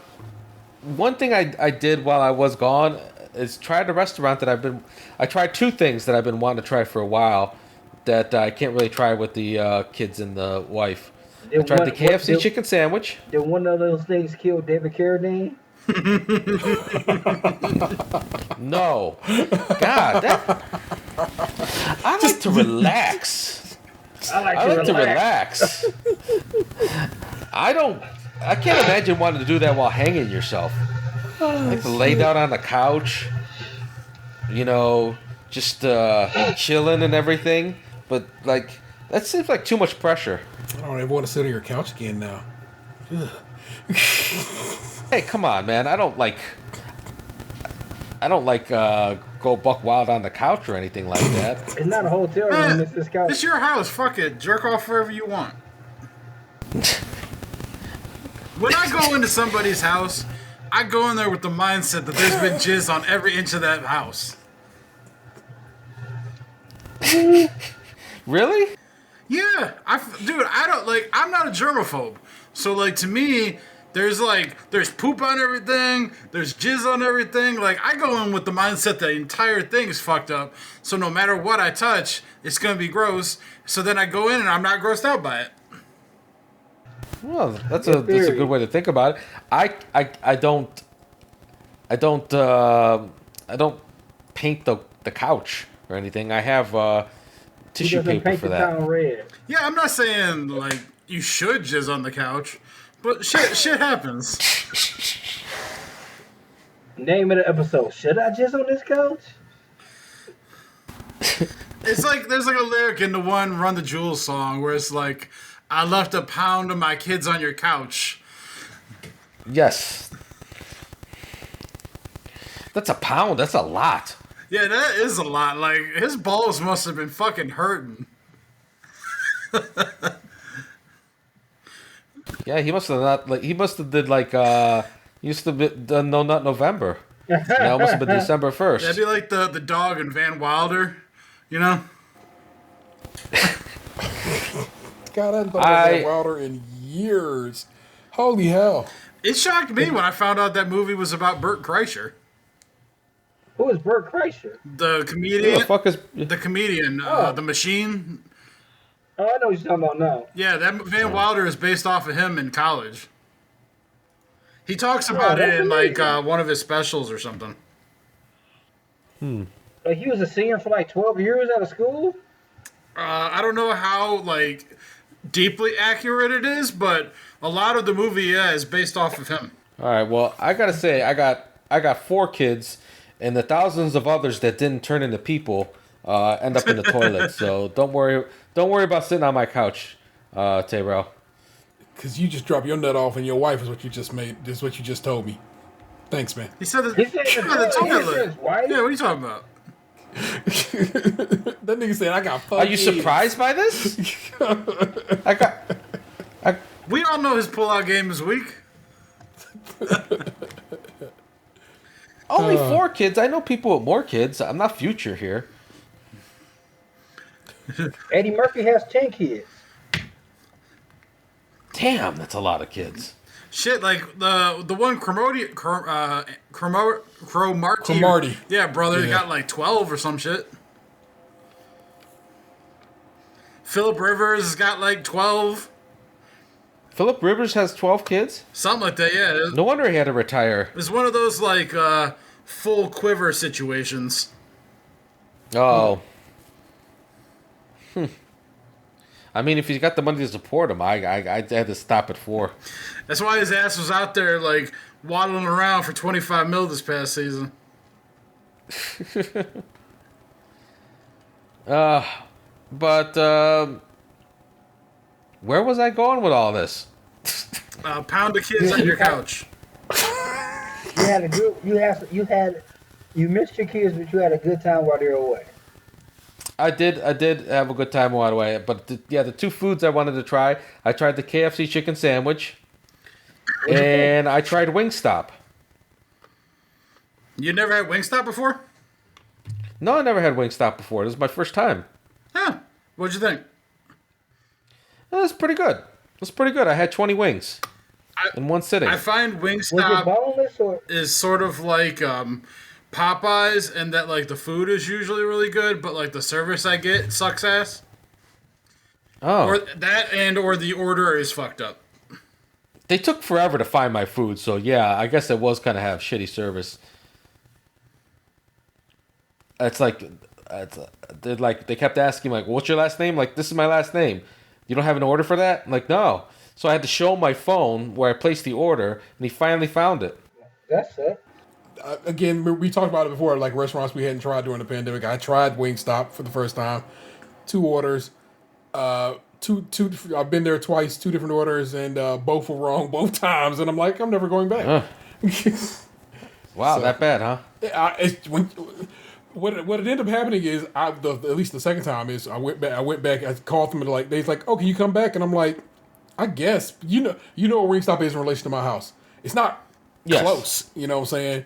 But I guess so. I'm like, fine. Ridgeport Square?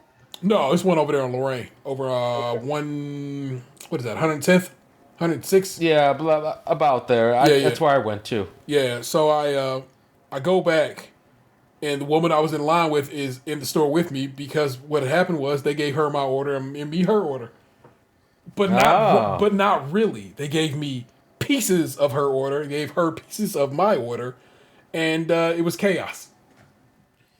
Because it was bad. And so I'm never going to go back again. And so I like you was thought, oh, maybe the Ridgeport Square one's better, but Box told me, it says the one at Ridgeport Square is bad too. The last 3 times I've ordered from them, they fucked up my order. They've left shit off that I've paid for. Shit. Do you guys leave reviews on the sites when this happens? Sometimes, but in this instance, I didn't. Well, like every time I ordered, it was like through DoorDash. So I went back, and every fucking Wingstop order I'd ever done, I gave it a 1 star. Even ones that had been perfect, that I never rated, I went back and rated them 1 star. Oh. I didn't count my wings, so I hope they got the right order. I mean, everything seemed okay. They couldn't find it forever. I was sitting at the window for like... Yeah, they had a roll-up window if you pre-ordered online, and I did. And I was just sitting there. I'm like, what the fuck? I pre-ordered it, and I'm late. Because, it's me. I'm always late. And they still don't have my order? And he came back to the window twice. He's like... Yeah, I can't find your order. Like, I wouldn't know what, like, fried hard or extra crispy or whatever it's called at Wingstop is like, because they never do it, even though I ask for it every time. The last 3 times I ordered voodoo fries, didn't even get a single fry. The fries just didn't show up in the shit. Like, they were non-existent. The corn came, but it was, like, kind of crappy, But at least, hey, the wings tasted good, I guess. It's like Popeyes. Your food be tasting good as fuck.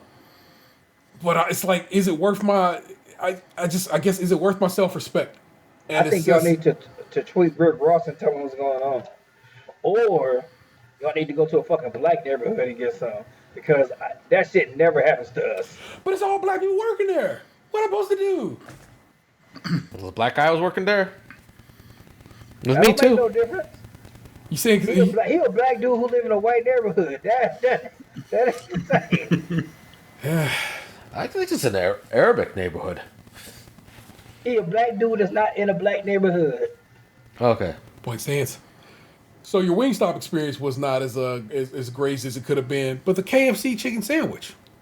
Do tell. All right, so I had the spicy, and it just It Which, wasn't forgive me, Popeyes. I didn't even know it was an option. Like I said, I had just a straight up one, but Anthony told me that you got to order spicy because they hit it with the spicy sauce. So next time I try one, which might be sooner than later, I'm definitely going to ask for the spicy. I feel like I got to give it another try.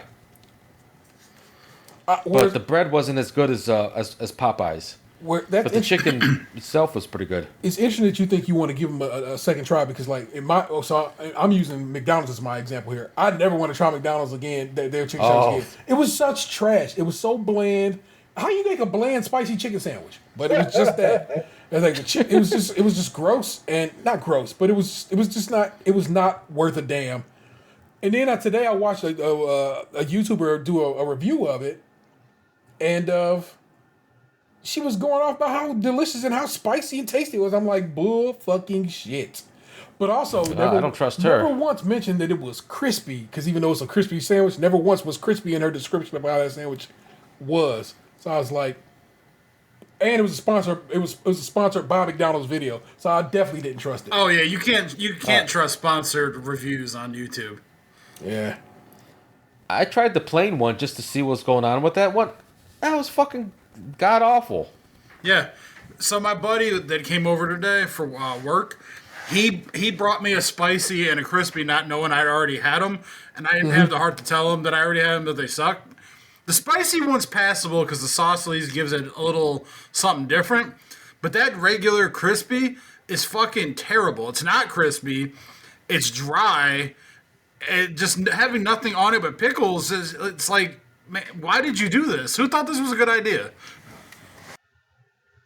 I recently, I think like the day before yesterday or something like that, I was driving and I asked my girlfriend if she wanted me to pick up lunch. She said yes. And at first she wanted me to go to Buger's and get a bagel, but I was near Chick-fil-A, so we got Chick-fil-A. And also, when I was going through like my rewards, like that day only, they were offering a free chicken sandwich. So I got it. And so Chick-fil-A is about 12 minutes from my house, at least this particular one, because I live in between a couple. So so I drove to get it, and I drove home, and then, you got to feed the kids and stuff first. And it was in the, the little foil bag, because it was this original chicken sandwich. No mayo on it, because you're supposed to sauce it yourself. And I was already downstairs, and I didn't want to go back upstairs and put mayo on it and stuff. That sandwich was still incredible. Still crispy, even in that aluminum foil bag. And it was just like, is this what Popeyes is supposed to taste like? Because every Popeye sandwich I had so far has been bad. So in the chicken sandwich wars, it's like Popeyes and Chick-fil-A are like Thanos and Thor duking it out and going toe to toe, and like McDonald's is like Black Widow swinging her little sticks around. I don't know. I think McDonald's is more like Vision. Just get his ass crushed and don't really do nothing. Like Chick-fil-A, I know, it's problematic and shit, but that sandwich is incredible. Like, I didn't have nothing on that fucking sandwich. Like, normally that shit would have been like, oh, I gotta go get some water, get a La Croix. Like, that bitch ain't choking me out. That thing was incredible, and it was like some overhang, and that overhang was super crispy. That overhang, that hang time was delicious. And Popeyes, I've had good ones. They're meaty. They got overhang too, and God, when they do it right, it's so right. Yes. I've been wanting to try this new Burger King one, but I haven't seen it. Yeah, I don't know if it's fully out there yet. So it's in the rollout time, you know what I'm saying? But it ain't quite all the way up yet. Yeah, like the YouTube video I saw with it, like it looked fucking delicious. It reminded me like of a crispier Popeyes one. I think my number 2 right now, because I'm saying Chick-fil-A is still number 1. That KFC is number 2 to me. right now. Like that bun sucks. It doesn't suck. It's not a good bun. It's definitely It not a needs to be brioche better. bun. Yeah, it's definitely like even with like an old school McDonald's bun would be better on that on there. Because that bun is just not good. And they mayo sucks too. And they put way too much on there. But still that Hmm. KFC, if they could I think the real test would be line all the sandwiches up with no mayo on them. Okay. And see which one you can do. Now, okay. So if we're gonna do this, let's. In fact, All right. let's go ahead and just put this work in and then plot it We've been out right talking now. about weighing in on this for a while. Yeah. So it's probably about that time. Again, this will probably be something we do for the patrons. And so, first of all, whose chicken sandwich is going? Are we entering into this arena? I say Chick-fil-A, Popeyes, and KFC. Okay. Not Wendy's or McDonald's. We could, I haven't had a Wendy's in a while, but that spicy chicken is still bomb. I still like it. Have you had the jalapeno popper chicken sandwich? I have had it. I did enjoy it. I like jalapenos, so that's just me. Yes. Chick-fil-A, Popeyes, KFC, Wendy's. Nobody. What's that chicken spot you told us about over there on 55th? The crispy chicken. Crispy chick. Do they got a sandwich?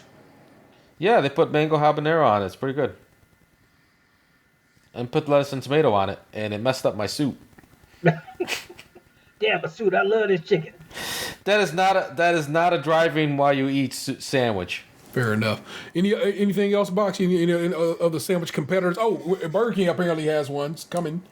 So I'll put BK down. I haven't tried that one. Well, we can't find it quite yet. So, and okay, we've all had the McDonald's and we just disagree with it. So if we got these and just got them, sans toppings or just pickle. Just say pickle. Add pickle. That's all we say to any of them. No, everything else, nothing but pickle is how we'd order these. And So that's just the handicap. well, yeah, you said you don't want to have nothing on them. You know what I'm saying? You said the Chick-fil-A one, bare naked lady style, has proven to be a tasty situation. Could the others handle that? Are the others just as good naked? You know what I'm saying? It's funny you said Bare Naked Ladies.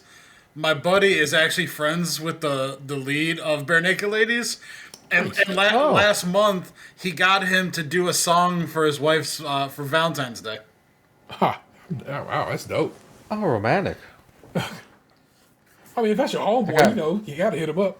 Oh yeah, I got my wife I flowers. told him Since I tapped that ass. I told him next time that they come to town for a concert, like I want to be on the guest list.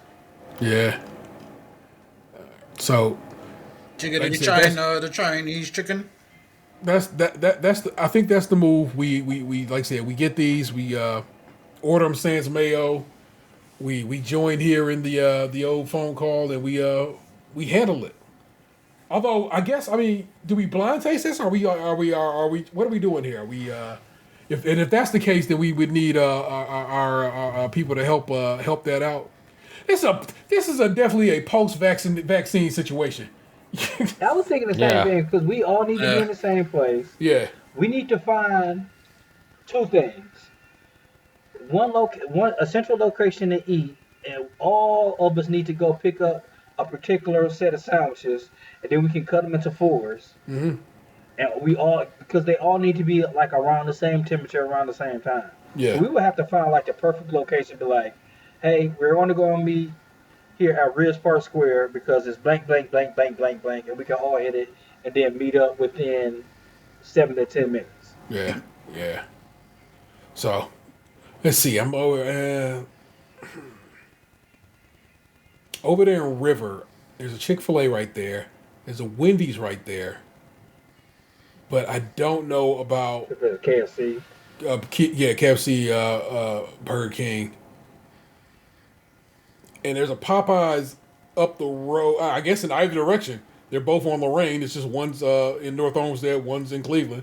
So if you're they truly probably would be equidistant. So You I probably guess we would. just have to find out when that Burger King sandwich drops. You know what? It probably Yeah. would be better to go in North Homestead because there's a Popeyes there, there's a Burger King there, there is there's Chick-fil-A there, there's a Half price books. there's a Wendy's right there, there's a half price books there, and a theater.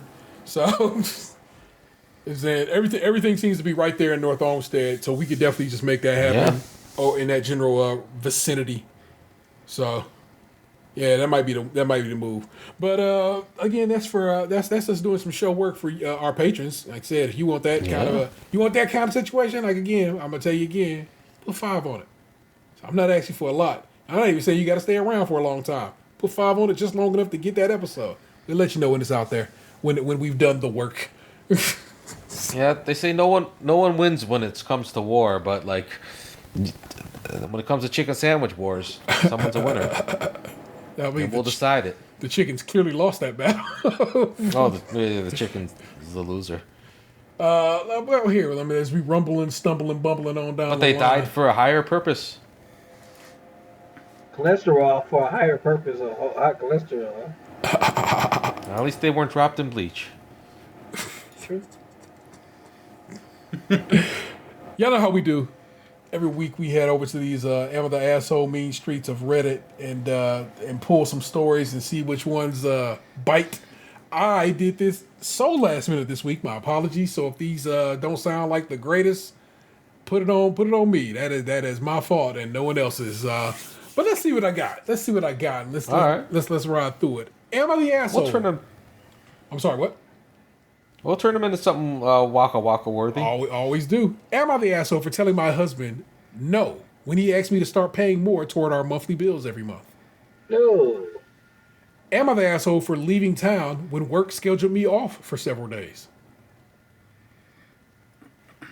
Am I the asshole for calling my mother-in-law a bad mother and kicking her off our family Zoom call?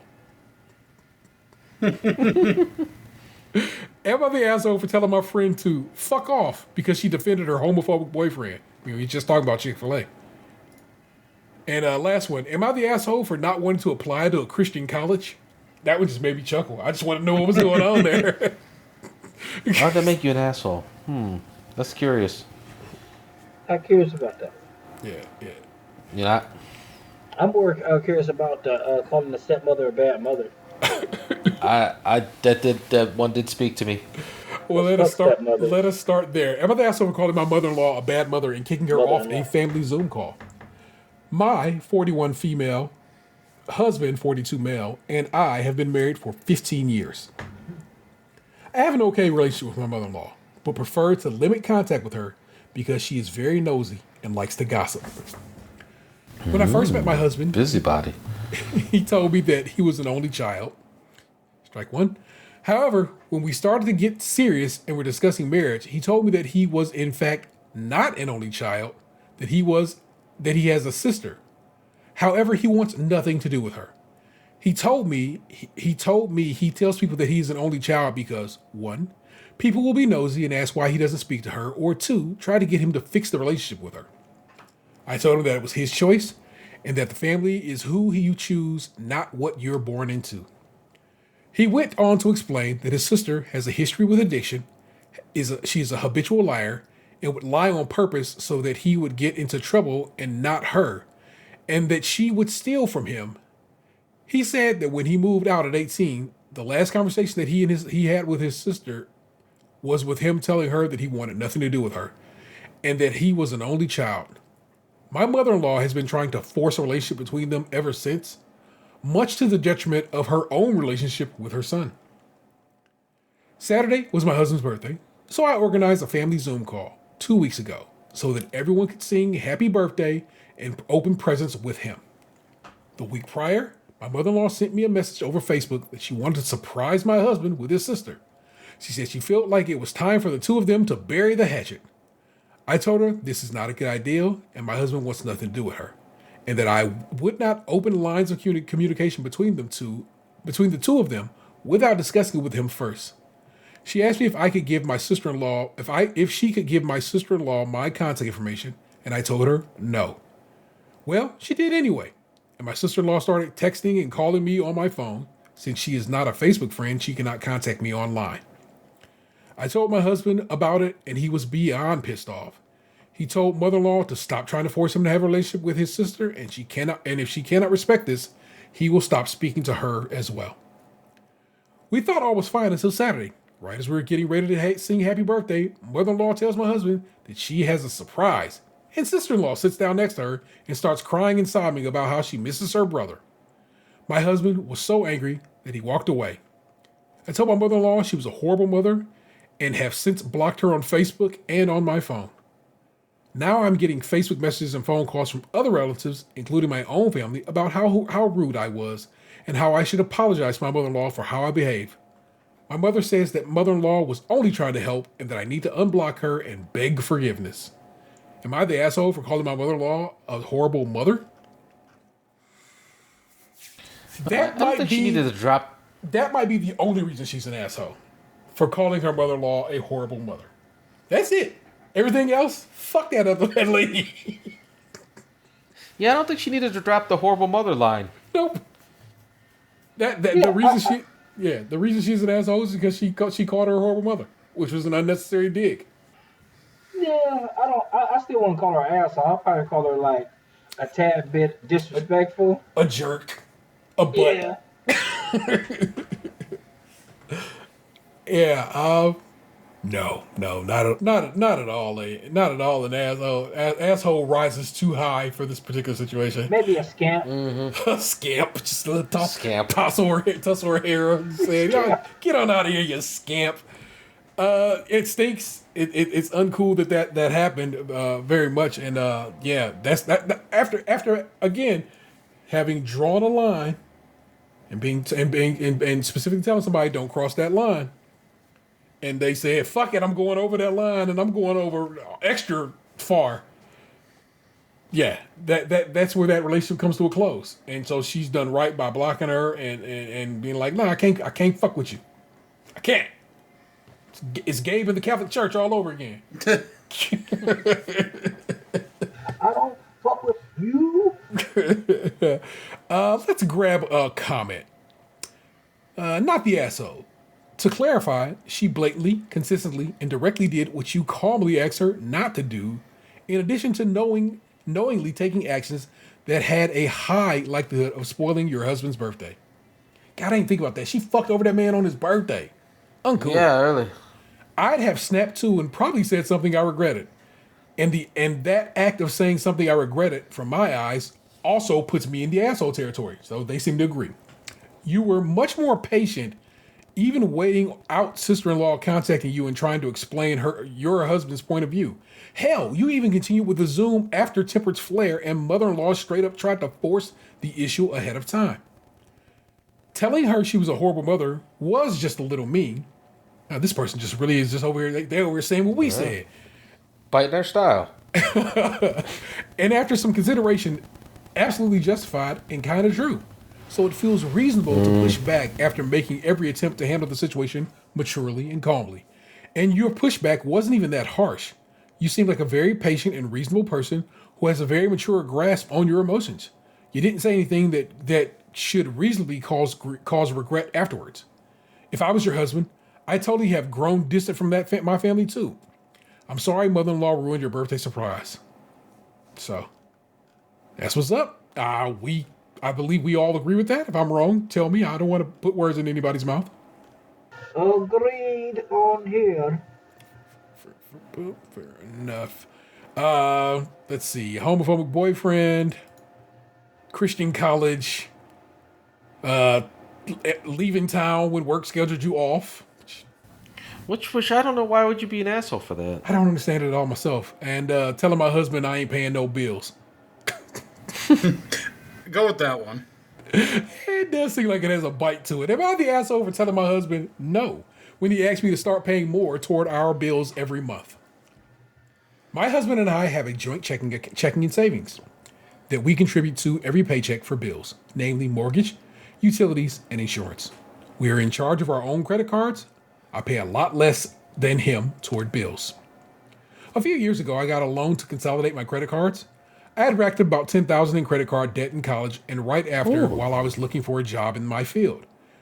This was before we were married, but we were together. It was a stupid mistake to rack up that much credit card debt, but I was able to pay the loan off early. My husband asked if maybe we could reevaluate how much we put in our joint accounts now that this loan is paid off. I said no for a few reasons. He makes a lot more money than I do, about $115K to my $55K. He buys whatever he wants, whenever he wants, and I often have to save my fun money to buy something I really want. I do not fault him for this. He works very hard, and I'm glad he's able to have hobbies. 2, I do all of the housework and the majority of yard work. Wow. My husband shoveled snow once this winter. It only snowed twice. I shoveled the first time, then asked him to shovel it when it snowed again a few days later because I was sore. He will mow once or twice in summer. I do the rest. The most my husband will do for our housework is clean up his own mess in the kitchen. I buy and cook all the meals. I can't even remember the last time my husband went to a grocery store. It's been months at least. I go weekly and buy groceries out of my money, not our joint money, and cook our meals. I probably only cook 3 or 4 meals a week, and we eat leftovers the rest of the time. I pay for everything with our pets, 2 dogs and a cat. We don't have kids yet. I schedule and pay for their vet appointments, and I buy all their food and toys. I'm also the only one who walks them. He says it's not fair because I never ask him to do these things. I'm going to stop right there just for a moment to tell you, people who are listening to this right now, who have this expectation that your partner asks you to do something, that's not how partnerships work. Don't go with an expectation that you're going to be requested to do something. Just do it. Just get it done, and it doesn't become a problem. It's how you want to be treated, and it's how they want to be treated too. Now we keep it moving. This is true, because I don't feel like I should have to ask a grown man to do things that obviously need to be done. See? He should be able to look at a full laundry hamper and say, maybe I should put a load of laundry in. Or notice the dishwasher finish cycle and think, I'm going to unload this. I should mention, I'm not angry that I do all this. Can't tell? Not gonna lie to you. This is just who he is. I would be angry if I paid an equal amount toward our expenses and he didn't do an equal amount of work without being told. If I ever need him to do something, I will ask. But doing so in everyday life sounds almost as exhausting as just doing the stuff myself. I really don't feel like I'm an asshole here, but what do you think, Reddit? Edit. Wow, gained a lot of attention. A lot more attention than I expected. I'm just going through all the replies. I just want to add a quick edit to answer some questions. I agree our system of financial management is flawed. This is how my husband and I did our finances before we got married a little over a year ago, and we just never updated it. I think we've been dragging our heels because it means changing our saved accounts and automatic bill for everything, which is a lot of work. My husband and I have talked it over and agreed to basically do the opposite of how we are doing things now. Our money is going to go into our joint account, and then we're going to take a percentage of our individual fund money. He also agreed to help more around the house, but I'll believe it when I see it, which is why you were mad. You mad? Yeah, I do kind of a little bit disagree with you a little bit, T. Go on. Like, because, being, especially in these times, if a person is continually doing something, it does kind of seem like, or almost kind of gives the impression that the person is used to or wants to do something. If you're not voicing, like, for example, you walking the dog. If you're continuously like getting up, doing it, and walking the dog, I'm not going to automatically notice like, oh, hey, I should be walking the dog. If I see that's something that you jump up and do, that might be an activity that you like to do. I don't know unless you say something. But you could know if you asked. Hey girl, you want to walk the dog again or whatever? You can just ask. It's I think we could all just do a little more communicating. I do agree with that, but like, I know how much shit has to be done in the house. Who gonna be Same. like?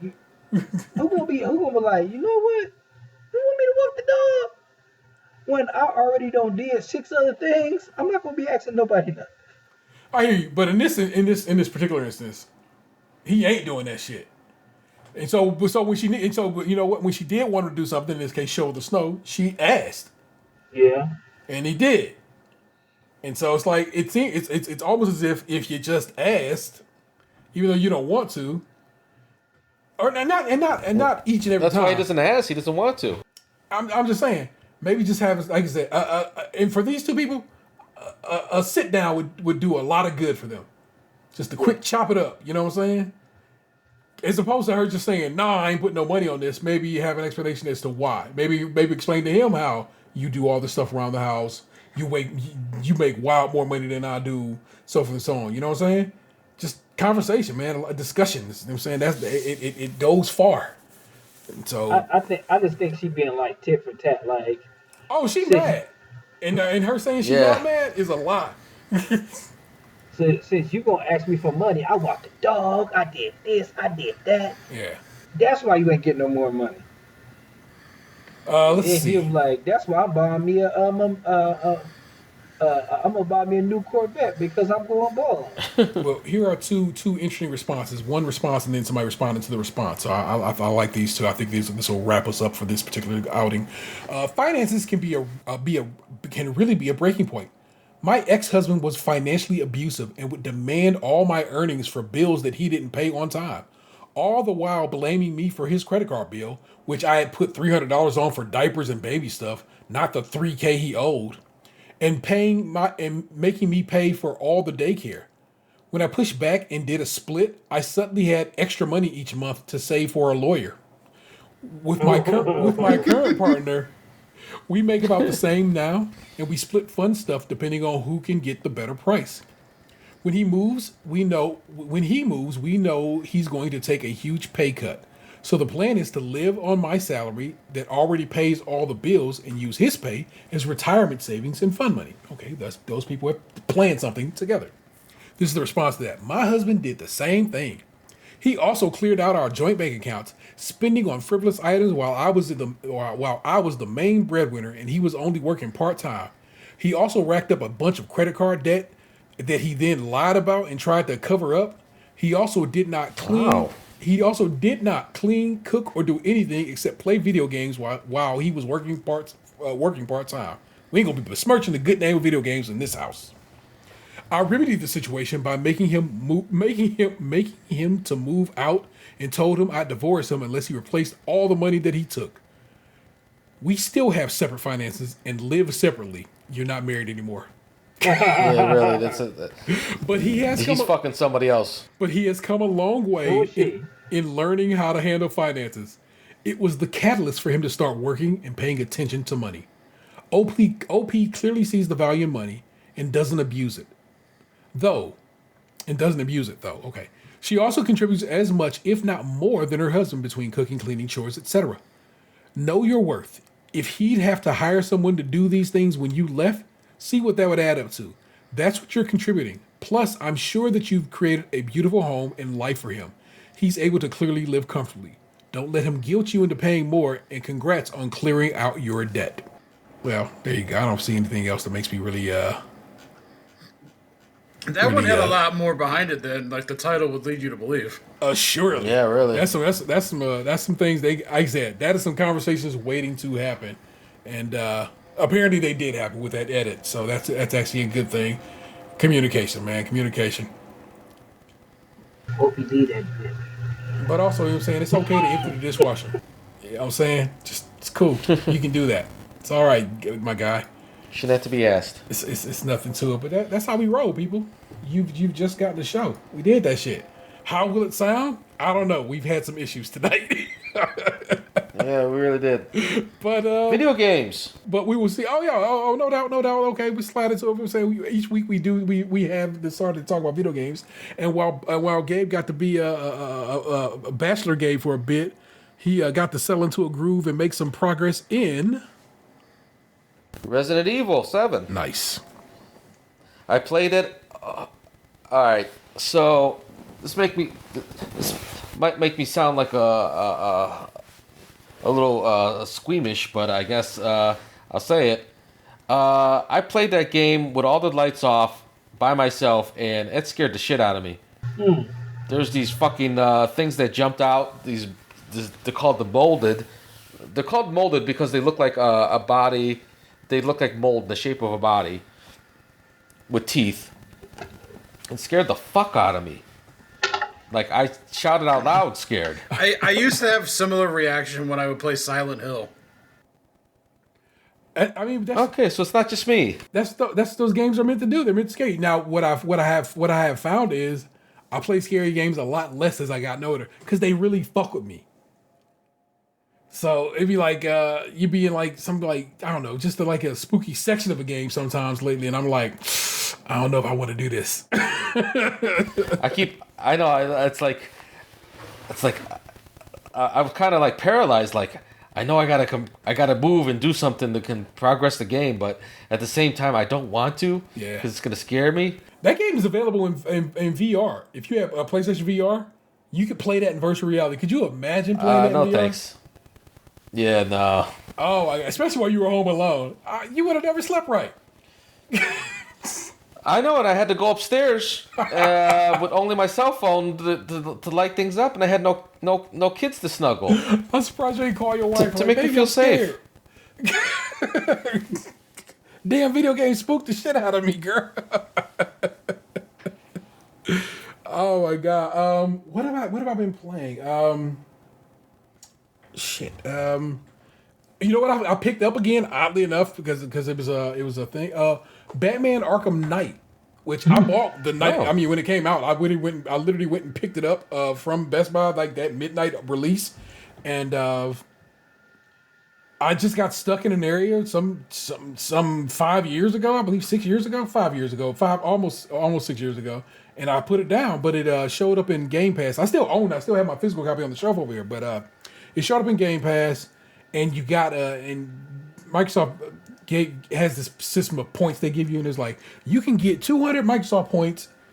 Don't delve into that too deep for getting like X amount of achievements in Batman Arkham Knight, and I was like, I never did finish Arkham Knight, and I wouldn't mind seeing how it runs on the Xbox on the new Xbox. One, it doesn't run any better. It does have auto HDR, so it's the colors are brighter, but it doesn't look much better.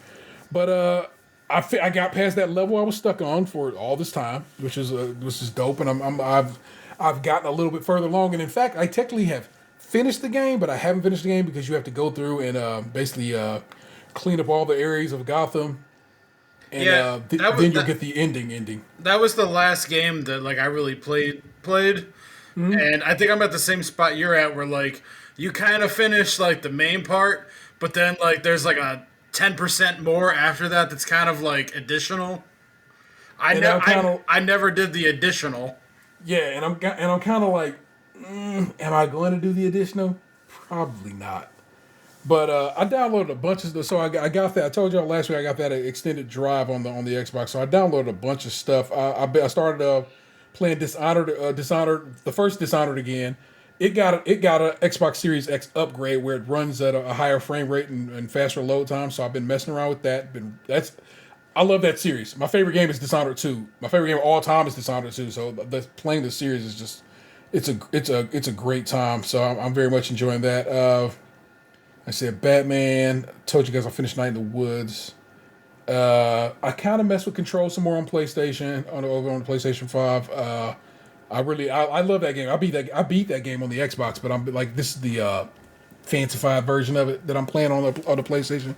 So I'm kind of having a good time with that. I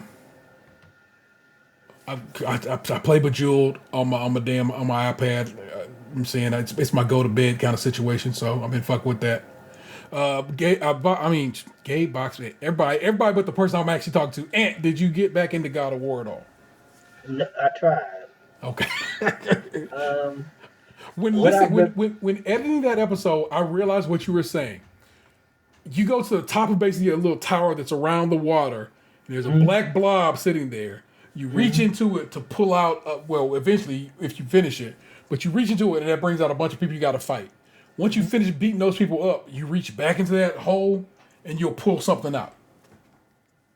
But you'll get there. I gotta level up because or just beat them skillfully because what I'm noticing is if I keep on dodging out the way, my son can be shooting them and stuff. Yep. That's exactly what I was going to. That's actually what you have to do. It's more dodge than armor at this point. It's more just that.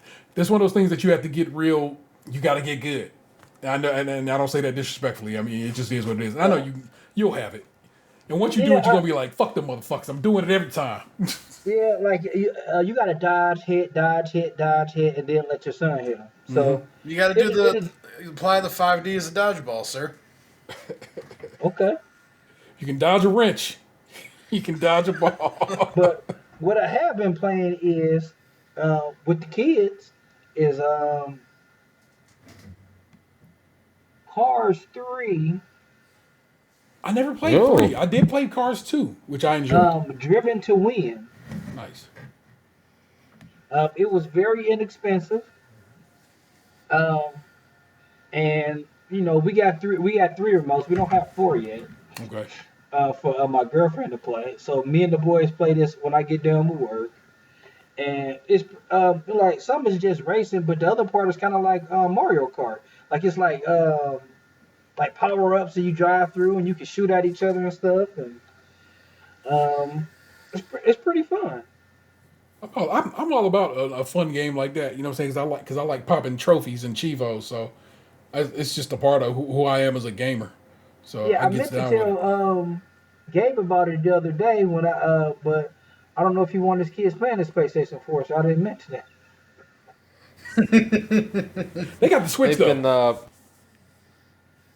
They got the Switch though, right? Yeah, they got the Switch. Yeah, so they got options. You know what I'm saying? So they can argue over Mario. I love it. I love you that pushed me on, you crushed me, and all that shit. Like, learn to play together. It's supposed to be teamwork. Eventually, they will. They'll get there. Box, you been fucking around anything, man, or just Clash Clans and Summoners? Clash and Summoners. I've been working too much to do anything else. I have to realize that, and I keep asking you, and I'm so sorry. It's not cool of me to keep just like, what you doing? I'm working 60 hours a week, T. Shut the fuck up. Oh my god, but we'll get you there. But that's it. Like I said, we start rolling out. You know how we gets down. Housekeeping. Please rate, review, subscribe, and share the show wherever possible. That would be, you know what I'm saying, go give us a thumbs up on YouTube. You know what I'm saying? You don't got to even listen to the whole episode. Just go slide through and give me a thumbs up right quick. That way, you know, I got the interaction. Got a Twitch channel that I said, we don't do it as much as we could, but every now and again we get out there and do some Twitch streaming, and I always try to make it a good time. You know what I'm saying? Or if I'm not doing it, my partner's on, and she's good at it. When she doesn't do it as often as she would probably like, but when she does, it's a delight. It's just fun to hear her do it. So, you know, it's there.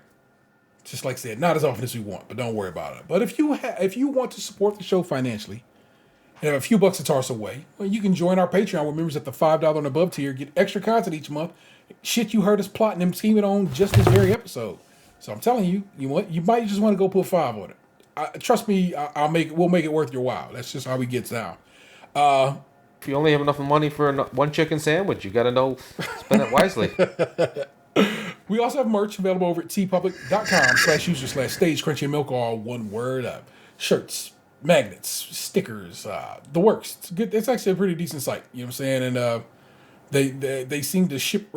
They seem to have gotten their shipping together. Everything seems to be working a little bit better once we got a new president. Who would have known? I guess me. I guess I would have known. And feel free to give us a call. 216-302-8763. That's 216-302-8pod. And speaking of which, we have a voicemail. Oh, we do. Jump over to the voicemail. You know, it's always kind of a challenge for me to get it to play. So I'm trying to. You'd think I would just be able to push speaker and then push play, but no, it wants you to push play first and then speaker. All right. Yes, of course it's going to be on my iPhone phone. So let me see if I can get this to go. I'm going to push play. Hey, what's up, guys? It's Chelsea. I had a rather serious question. For the pod sister, actually, can we get a maybe like a menu breakdown? So if the amount is $50,000, how about like, other parts of the body? What's the value of those? And then a breakdown in detail on like what comes in those packages. No pun intended, as I just said that. Oh boy. But just with like a structure breakdown, just for reference. If you can call back and tell us that'd be great too. Hope you guys are doing well. Peace. No, you don't. My guy. Wow. Words of the homie Chalfie. I know you will eventually hear this pod, sister, and I mean, you got to give people what they want. No, So, that's not true. Maybe Some people.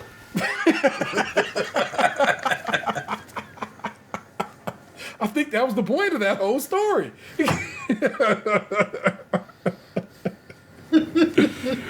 Oh my goodness gracious! Anyway, we wrap it up, B, because we got the wrap it up light has been ringing for a while now, and your boy, oh boy. Anyway, that's my homeboy Tatum 216.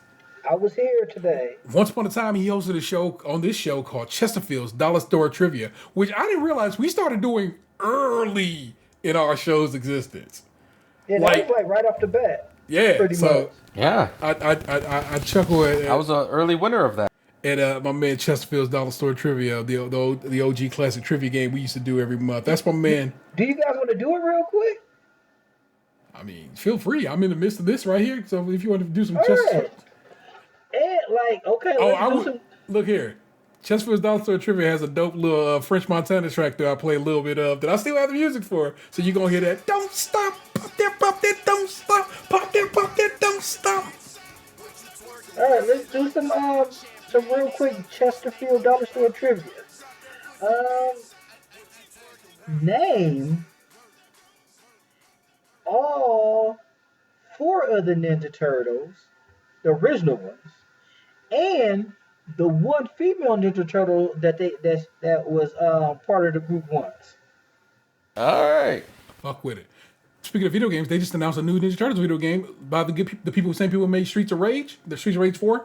Oh. And it looks amazing. So I can't wait for that to come out. And all answers need to go to the Wrath of Chesterfield at gmail.com.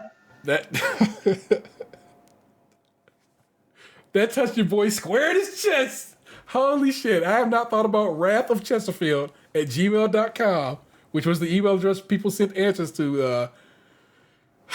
Man, Chesterfield's Dollar Store Trivia. God damn. We be doing some things, man. That is my homeboy Lunchbox 2099. I too showed up today.